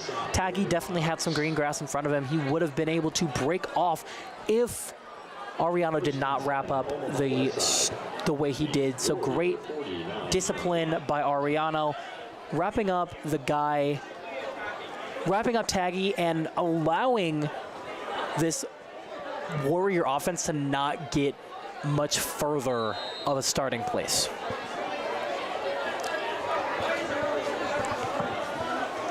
Looks like there's going to be single back formation. Actually, excuse me, shotgun with Warren, with Jenkins lined up to his right.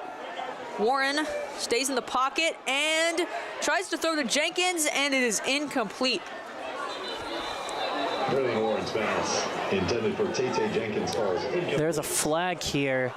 He was just able to avoid pressure, and then eventually it just got to him and tried to shuffle it out to Tate, but I think this is going to be on the Warriors for touching the ball out of bounds.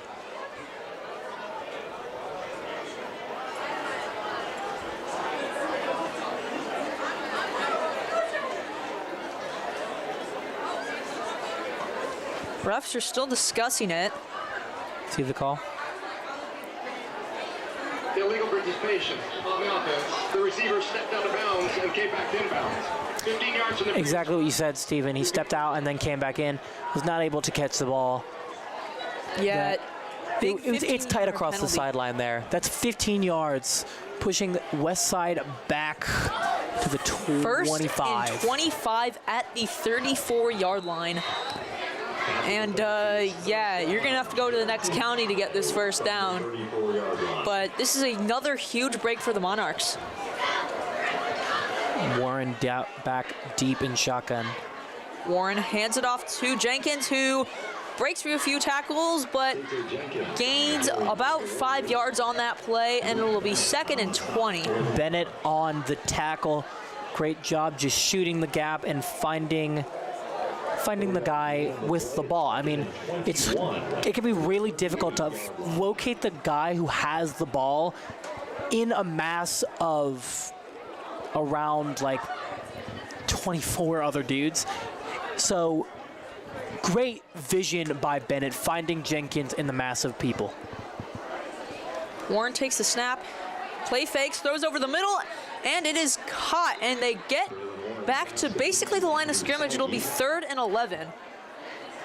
15. Tagui on that reception there. Yep, Andrew Tagui with the reception. He's come up big in a couple of these plays for the Warriors. Now, defensively, what do we need to see from the Monarchs to get the Westside offense off the field here? Should we see more pass rush, or do you think they're going to go more run set heavy? Well, it is 3rd and 11, and the Monarchs, they've been getting a lot of pressure on Warren here. So if they blitz, Warren has not been playing great when under pressure so far. So I think they try and blitz him here, try and get him to throw it away. I think under pressure, Warren's actually played pretty decent. He's just not been able to find the man. He's able to escape the pressure and roll out to give an opportunity. I mean, that one big play down the sideline was a rollout play while he was under pressure. But I do agree with you. I think we need to see the defense really get to Warren. I think more pressure is going to be the solution. If you can pressure him, then he's going to have some issues on the throwing side of things. He cannot do anything if he is under the pressure. So we will see what is going to happen here. Yeah, let's remember the intentions of this game. If Monarchs win, they get to state. So that's the big thing that's online in this game. And they could still get in because of wild card points. This is a tough opponent, so they would get decent wild card points if they lost. But the win for sure keeps them in the playoff.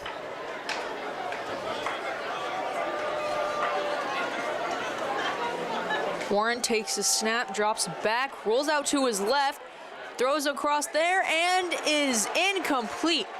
Great play by Jack Jelinek, able to play great coverage, and is an incomplete pass.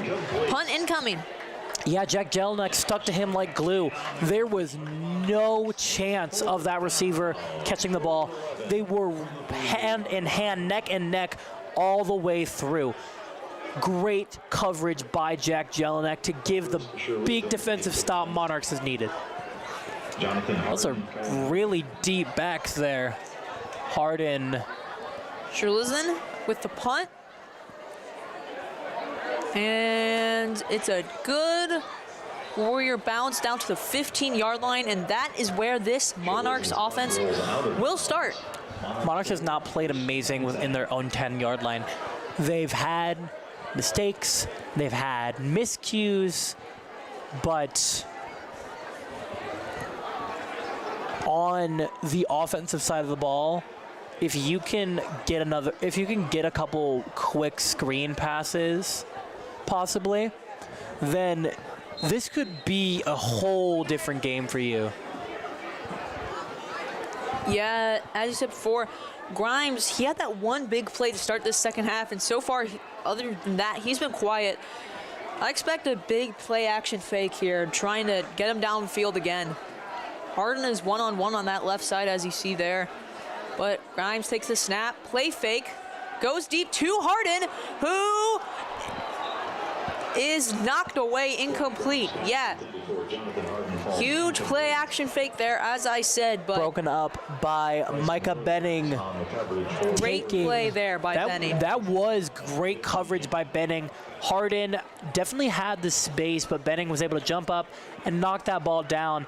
Grimes, that ball definitely had the height and distance to get to where Harden was.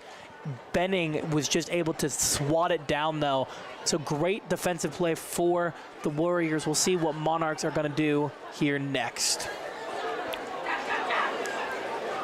Same formation, but they have Imesi out there on the left side. They hand it off to Parr, who tries to get to the left side, but gains about a yard and a half. It'll be 3rd and 9, excuse me. And tackled once again by John Paul Ryan. I mean, the run game has honestly been your best weapon throughout the game. So I would understand going back to it, but it's just weird to go back to it when you're this close in your own end zone. And you've got a strong Warrior defensive line. They've played strong, and you've seen those linebackers blitzing and blitzing and blitzing. It's just been incredibly difficult for this Monarch offensive line to block these linebackers. 4:30 left to go in this game. Grimes takes a snap, looks to his left, and Parr trips up, but he keeps going, and Wyatt Grimes pass complete to Brody Parr. no, he gets about 4 to 5 yards on that play. It is 6 yards, excuse me. It's going to be 4th and 2, and this is going to be punted away, 3 and out. That was a really strong bounce play of Brody Parr. We are going to see a replay here soon. But defensively for the Warriors, that is a big bounce back after a tough play. Here's that replay on the quick pass. No, a fake Pass. punt. Fake punt alert, and they try and get it, and they do. Wow. They got the fake punt. Huge gutsy play there on 4th down, and it pays off. Wow. Wow. Incredibly interesting decision to go for that if you're coach Sean McLaughlin. But he said he wants to play aggressive. That is the aggression you need to see. It's kind of an interesting decision where you are on the field, but it doesn't matter because he got it. That's what's the most effective, and just great play call by McLaughlin, keeping this Monarch offense rolling. Seems that there's a timeout. Timeout by Papillion La Vista, the Monarchs here. After the huge here's that 4th down replay conversion. of that punt fake from Wills. I don't think that was to actually Ariana. gonna be a fake. It looked like that ball was going to get blocked, so he just chucked it up out of desperation, it seemed. I'm not sure. I think Ariana wouldn't have been there if it was. It seemed like the guys were ready to block. And you're right, it was going to be blocked, but Wills had to have known this was going to be faked because Ariana was just out on a flat there. If he wasn't and was going deeper and then he threw it, then yeah, maybe. I guess we'll never know. We will never know unless we ask the man himself, Sean McLaughlin, excuse me. Or just ask Wills what happened there. But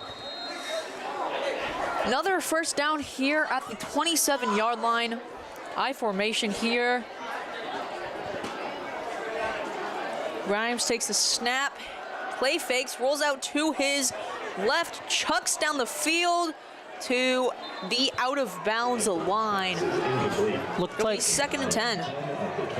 that looked like it was going for.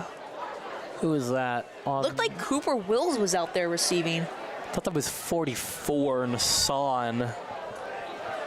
Yeah, that was 44 Amari Nassan there on that sideline. I mean, give it up for Grimes. It was a tough ball to throw, just a little too far out of bounds. Nassan almost got there, actually. He almost was able to make up that big play. But it is now 2nd down for the Monarch offense. Shotgun formation here with Parr lined up to his left. They hand it off to him, and he runs up the middle and is able to find a hole in the seam there, and he gets a 1st down. Yeah, nice play there by Parr, able to find a hole. Reed McIntyre gets the first contact, and final contact of Brody Parr was the one that ended up making him fall over. This Monarch offense has just really started to come alive in these past couple plays. That fake punt definitely gave them the confidence to start trying to take some shots. So I do think that they're going to start seeing more deep shots to Harden. You got a really big backfield back there. They hand it off to Parr, who gets absolutely stuffed there. It'll be 2nd and 10. Mead on the tackle. Excuse me, Luke Noonan on the tackle. And that is no yard, but it makes sense they would go to the run game there. They just had a big run play, see if they can catch them lacking once again on the same play.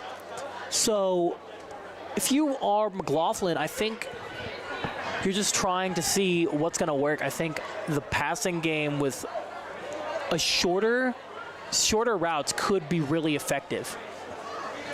Shotgun formation here. Grimes looks to his left and throws it out of bounds, incomplete. One incompletion there, and now it is 3rd and 10. Another big third down here for the Monarchs. Jonathan Harden Jr. was the intended receiver on that route, just a little too far in front of him and was unable to get to it. But that just proves my point that they might try to go for the short passing game. I think the short overall slants, digs, hooks are routes that you can get these receivers to make big plays on. You've got playmakers. You just got to get them the ball. Grimes in another shotgun formation here. Takes the snap. Blitz coming in. Drops back super far. And it is dropped and incomplete. 4th and 10, and not the way you want to go. But there is a flag on this play here. This could be holding against the defense. I was going to say unnecessary roughness, honestly. Maybe roughing the passer. That was great. Great rush by the Warriors, and Grimes just tried to dump it off to Parr, but was unable to do anything. We'll see the call. Personal foul. Blindside block. Ooh. Oh. Blindside block. 4th down. So the Warriors declined the penalty, so that'll make it 4th down and 10. And with Wills coming out onto the field again to punt. Yeah, that was just unnecessary. I mean, the point of a block is to get him out of the play. There's no point in blocking a guy if the dude can't even see you. Wills, high but short punt here. Oh, and this could be recovered by the Monarchs here. Let's see. And they're saying the Warriors have it. But yeah, a little bit of miscommunication there by the Warriors, and it almost cost them huge. Yeah, that was some friendly fire from Tagui and I believe that is Tyler Vaughns. But Warriors still able to come up with it. Whoever was closest to the ball was able to grab it as quickly as possible before it fell into the arms of a Monarch. This Warrior offense has been stagnant tonight. What has been incredibly strong as an offense all year has just been a little inconsistent tonight. We'll see what the defense can do against this attack. Warren takes the snap, throws it out to the right side, and he is absolutely walloped. Ticket, fumble, and they're saying it's returned for a touchdown.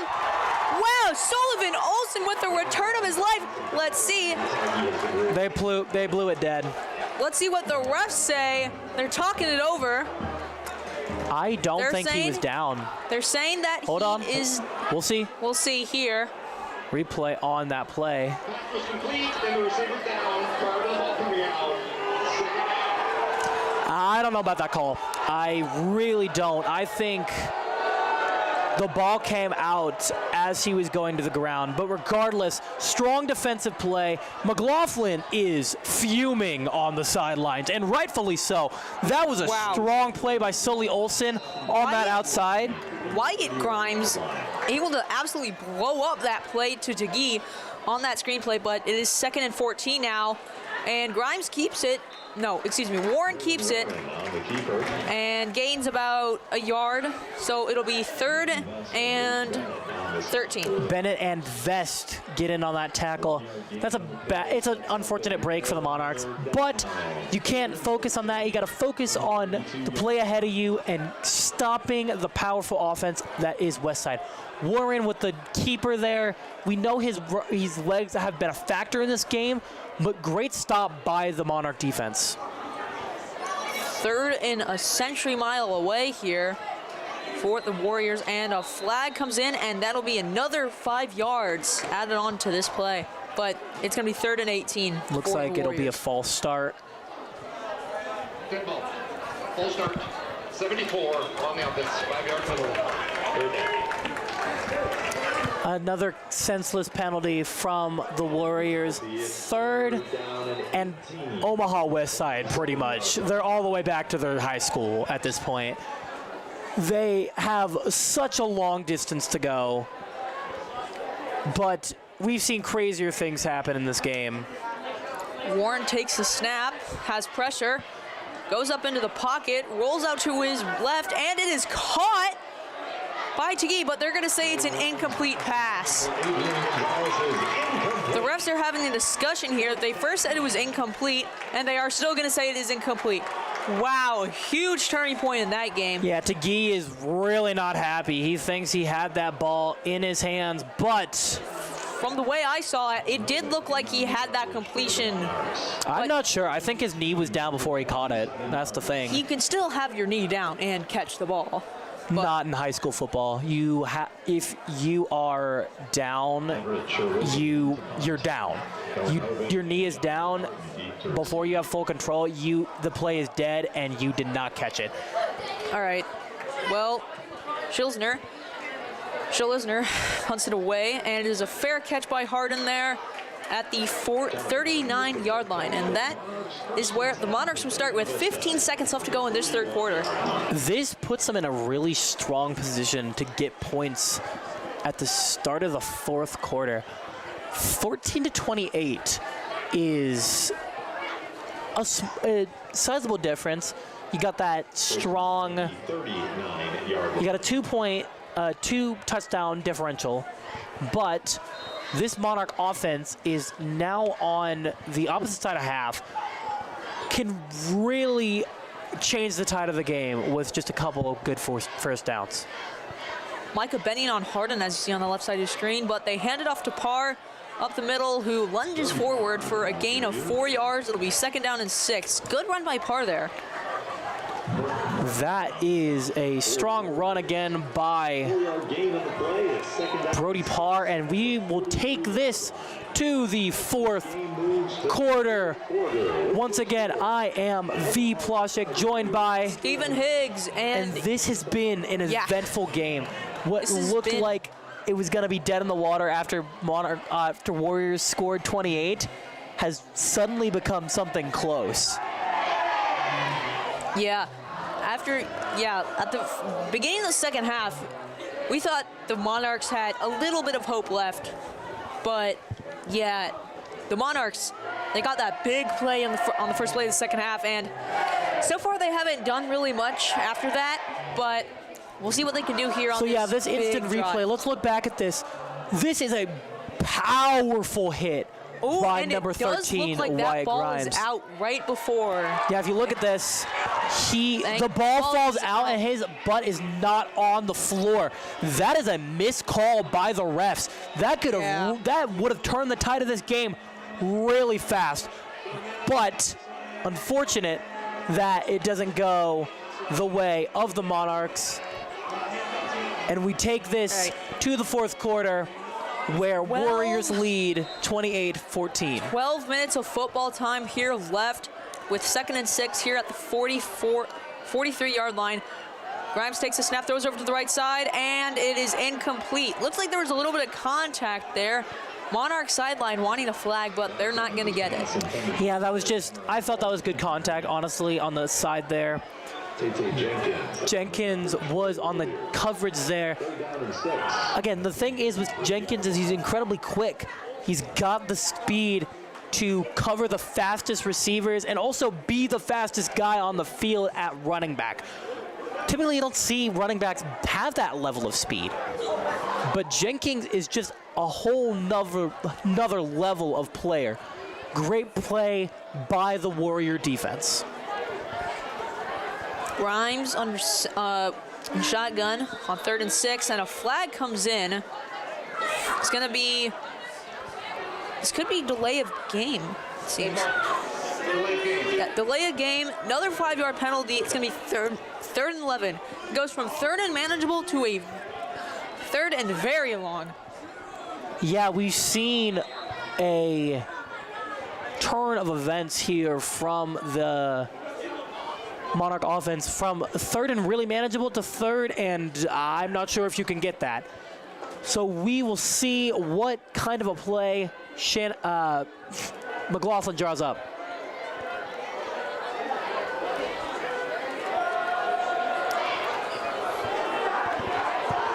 Play, they try to get it to him, but they just get back to the line of scrimmage, and it's now 4th and 11.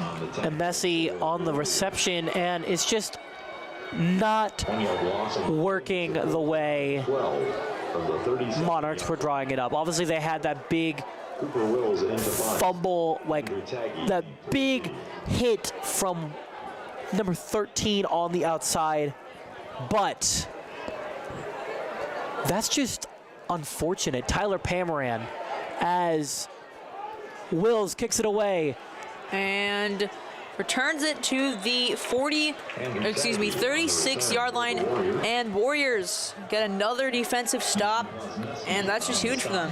Kwasniewski on the stop there for the Monarchs. I really think that defensively you just got to get another one of those big plays, another possible fumble, another interception. That would really turn the tide in this game. Monarch fans, stick around after the game for this year's senior walk. One final chance to show our appreciation for their dedication to Papillion La Vista High School.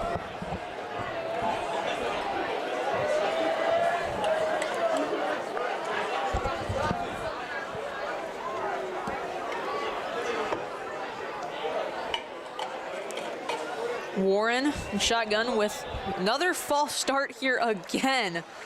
Wow, there have been so many penalties in this game. False start on the offensive line. 5-yard penalty. First down. Yeah, you said it. There's a lot of penalties in this game, and it's honestly been the defining factor of these teams. You see a lot of penalties in a game like this. It's just detrimental. Handed off to Jenkins, who just gets 4 or 5 yards there, and is now 2nd and 5. That was Gavin Vest. They get 10 yards on that play, excuse me. Gavin Vest gets the first contact and then finished off by Sully Olsen. Warren is in the hurry up motion, trying to get this defense off the field. Another shotgun formation. Warren has the ball, pump fakes, tries to throw downfield, and it is caught. Wow, what a play by Mo Purify the second. Huge catch there and a big gain. And that was just a really strong pass by Purify the second. It looked like good coverage too, is the thing. But Purify the second is just able to get to the outside and make that catch. Really athletic catch by Purify the second, and it was really good coverage as well by Pamaran. Takes the snap, hands it off to Jenkins, who, well, there was a little bit of a scuffle there on the sideline, but Jenkins gains around 3 yards on that play. It'll be 2nd and 7.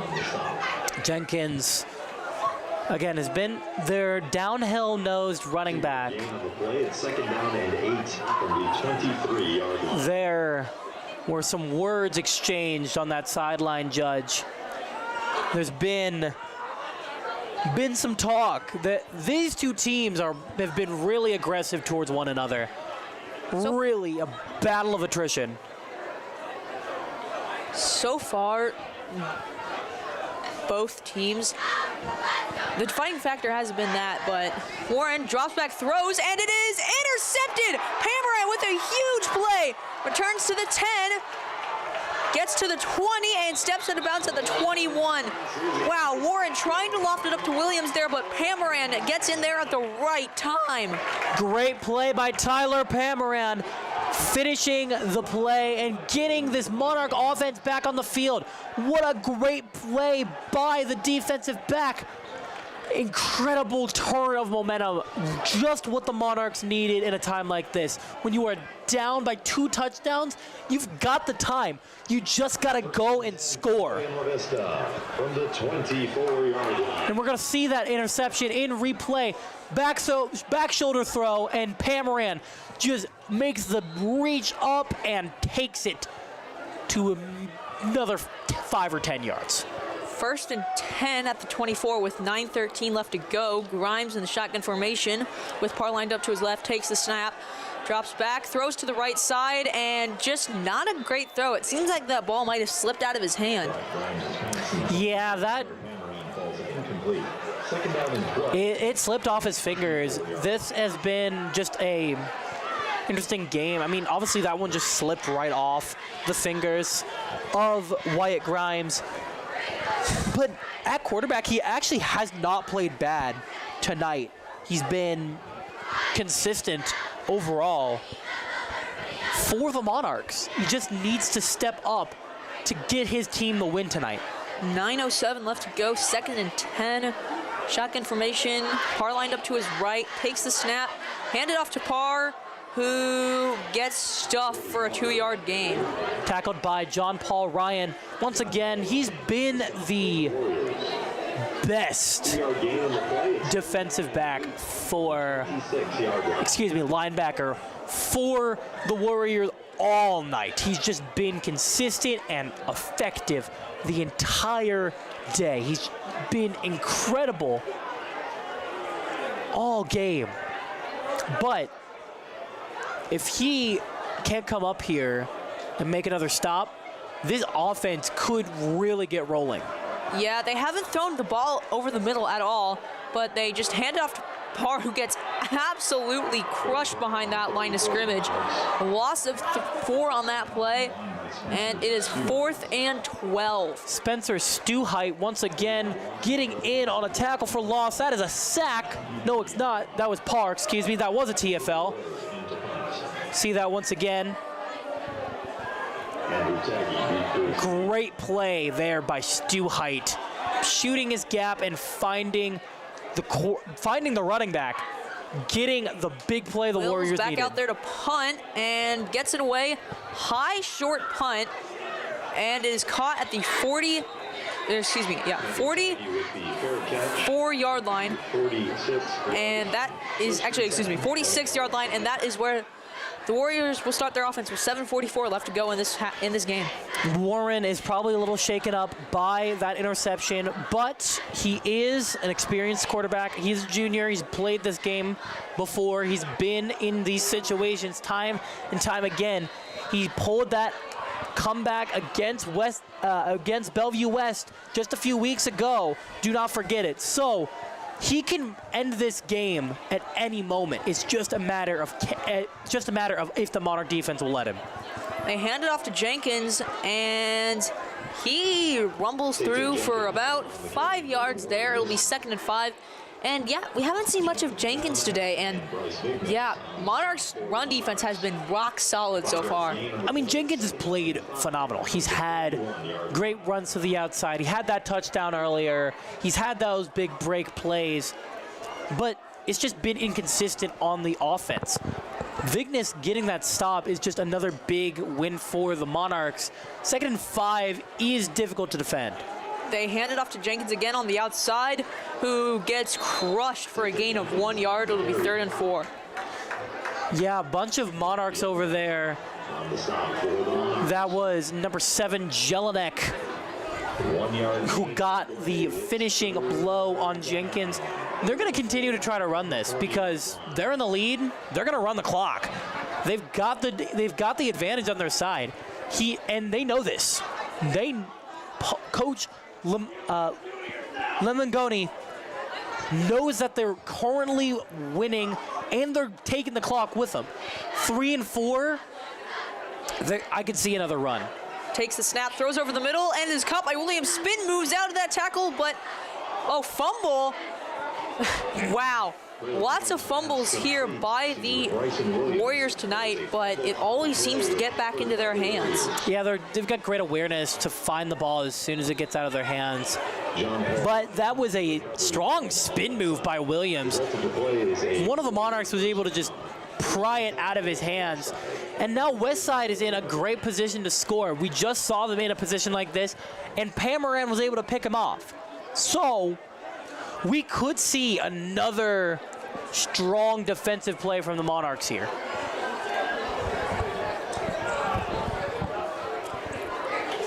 Takes the snap, tries to hand it off, but QB run up the middle, and Grimes still going. He gains about 10 there, and they'll say it's 2nd and inches. Oh, nope, they're gonna say he got the first down. 1st and 10, and with every first down, that clock keeps going down. Athletic play by Braylon Warren. And the clock will restart each time the ball is placed. And that's the thing. They've got the advantage here. They're gonna keep trying to run. Even if they are close to scoring, they're gonna run this clock out.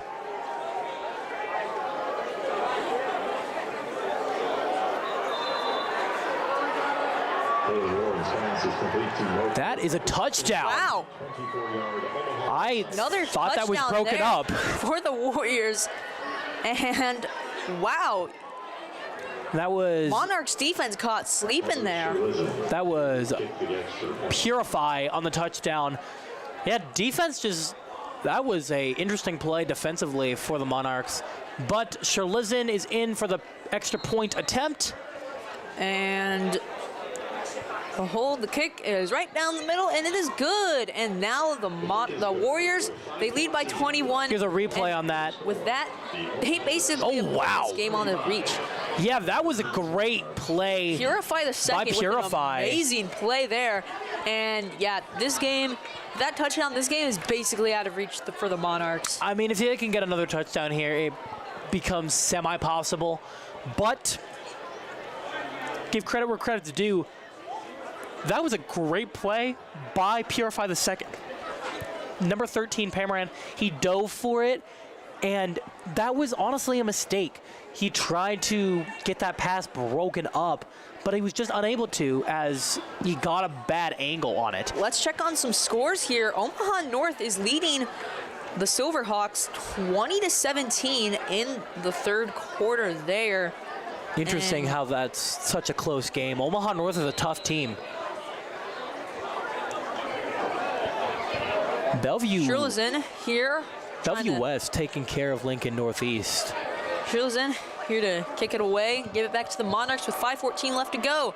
Kick is away, it's high, it's far, and Hovett drops it, picks it up, and runs through, and he's breaking a few tackles, but gets down to the 30-yard line as a flag comes in. Maybe a holding, but give credit to Hovett, who is able to just make something out of nothing, drops the ball, and immediately recovers it himself to get them to a decent position overall. We'll see what the penalty is here. Looks like there was 2 flags thrown. On the return, holding. On the return team, 10-yard penalty, the spot of the penalty. First down.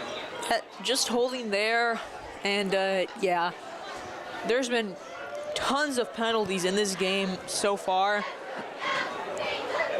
It's just been catastrophic for the Monarchs. Both sides, really. Their penalties have just killed their momentums and has really made this difficult for the Monarchs to get back into this. I mean, you got 5 minutes left. A penalty like that sets you back immensely. You were around your 30-yard line. Now you're about at the 25. The 15, excuse me.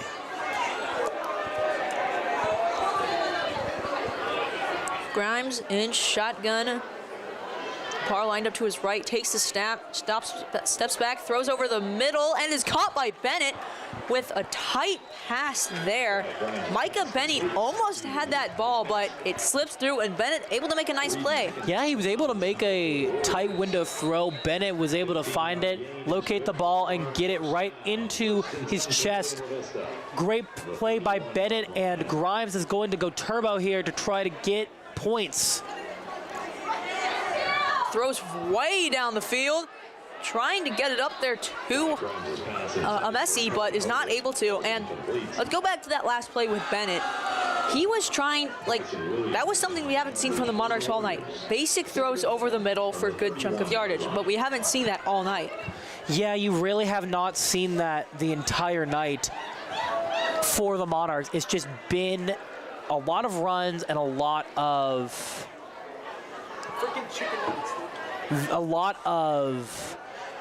close, deep balls. Not a lot of passes over the middle. Grimes takes a snap, has a blitz coming in, throws it out over the par, who gets through the hole and is able to get gain of 6 or 7 yards there. And they'll say a gain of 5, 5 yards, and it'll be 3rd and 5. Yeah, great play there. I think the dump pass to par was a smart move. It has the chance to really hurt you, but that was really effective. They just hand it off to Par, and he is absolutely stuffed at the line. And it's 4th and 5, and at this point, you kind of have to go for it here. You got nothing to lose. And 4th and 5 on their own 36 with 3:50 left to go in this game. Difficult situation here. 4th and 5 is it's a tough down specifically to get to. I mean, you can make some rinky-dink thing to get the yards you need, but the fact of the matter is they're going to really pressure Grimes. Grimes takes the snap, drops back, blitz coming in hot, throws out to Harden, who jukes out a man and is able to get a first down to the 49-yard line, or excuse me, 44-yard line. Grimes quickly going through his reads and was able to find the open man, and Jonathan Harden Jr. just happened to be that man. Papillion La Vista from the 44-yard line. We are going to see this offense continue to throw the ball. Grimes has been on fire recently. Grimes takes a snap, throws out right away to Harden, who gets absolutely stopped there. 2 guys there to make the tackle. Loss of 3 on the play. Yeah, they tried that before and it worked. So now Westside knew what they were expecting from a pass like that. They saw what was going to happen, and they did not go, and they really tried and successfully made sure that they were not going to get caught lacking again on that short dump pass to Harden.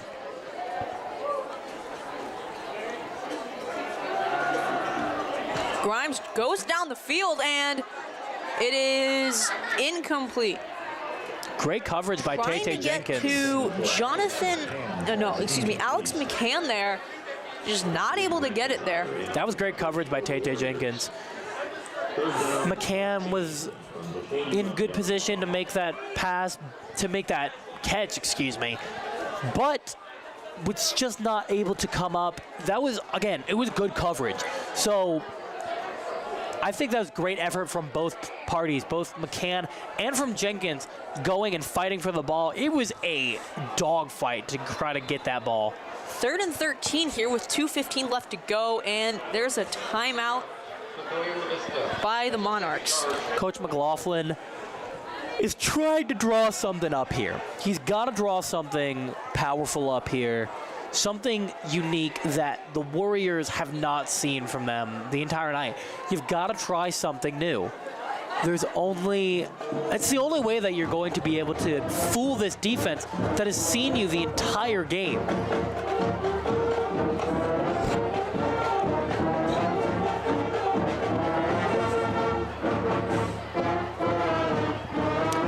So what offensively are you expecting to see on this 3rd and 13 play?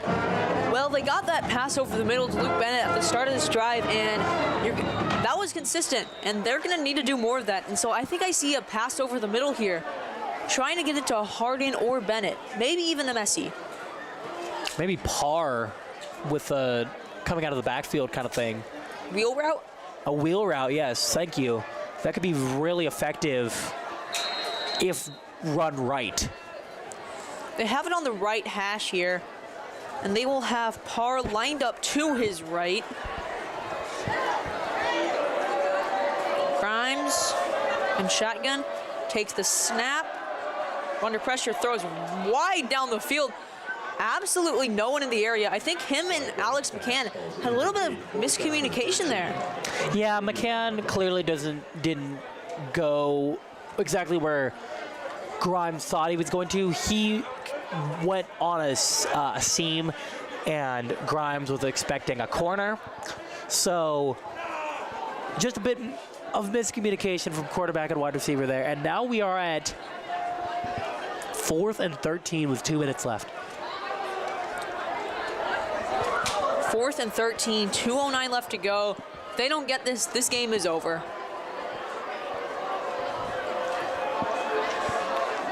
Takes the snap, under pressure, throws right down the field, and incomplete. Trying to get to Harden on that out route there, just not able to get it. Just a bit too far once again for Harden. A flag comes in and there is some talking on that sideline. And I think this is going to be going back another 15 yards. Or going forward for I wonder who that's going to be on. It looked like it was coming from the Monarchs sideline.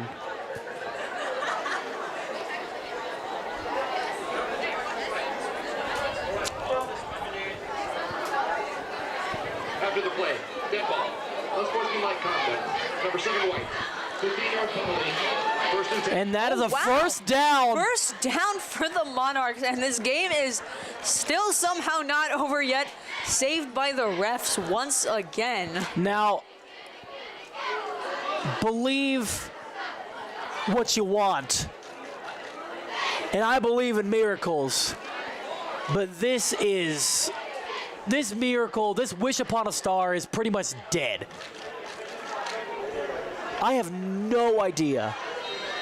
I have no idea what situation could happen where they score 3 touchdowns in the span of 2 minutes. Well, and 7 actually, seconds. no, that doesn't even count. Considering the play was already over, Westside still has the ball. So they just hand it off to Jenkins, who gets 12 yards there. And after that, with only 2 minutes left and the Monarchs using their last timeout, this game is over. Or, excuse me, they did not use the timeout. That was the 2 minute. No, there isn't 2 minute in high school. 2 minute warning, but there's 2 minutes left, and they're just gonna hold this.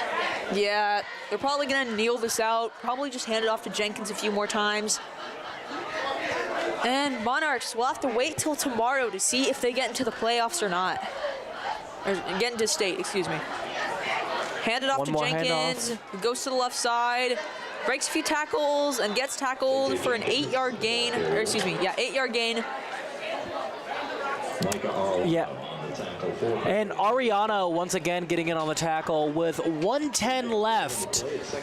I really am not sure what the game is going on with. I think this is going to be the end. This is probably going to be one of 2 final plays. Under a minute left to go in this game, excuse me, 50 seconds. And yeah, they are in victory formation here. And when they kneel this ball, this game will over. All right, and this game is over. Yep, they are. 30 seconds left, but they're shaking hands. That is officially the end of the game.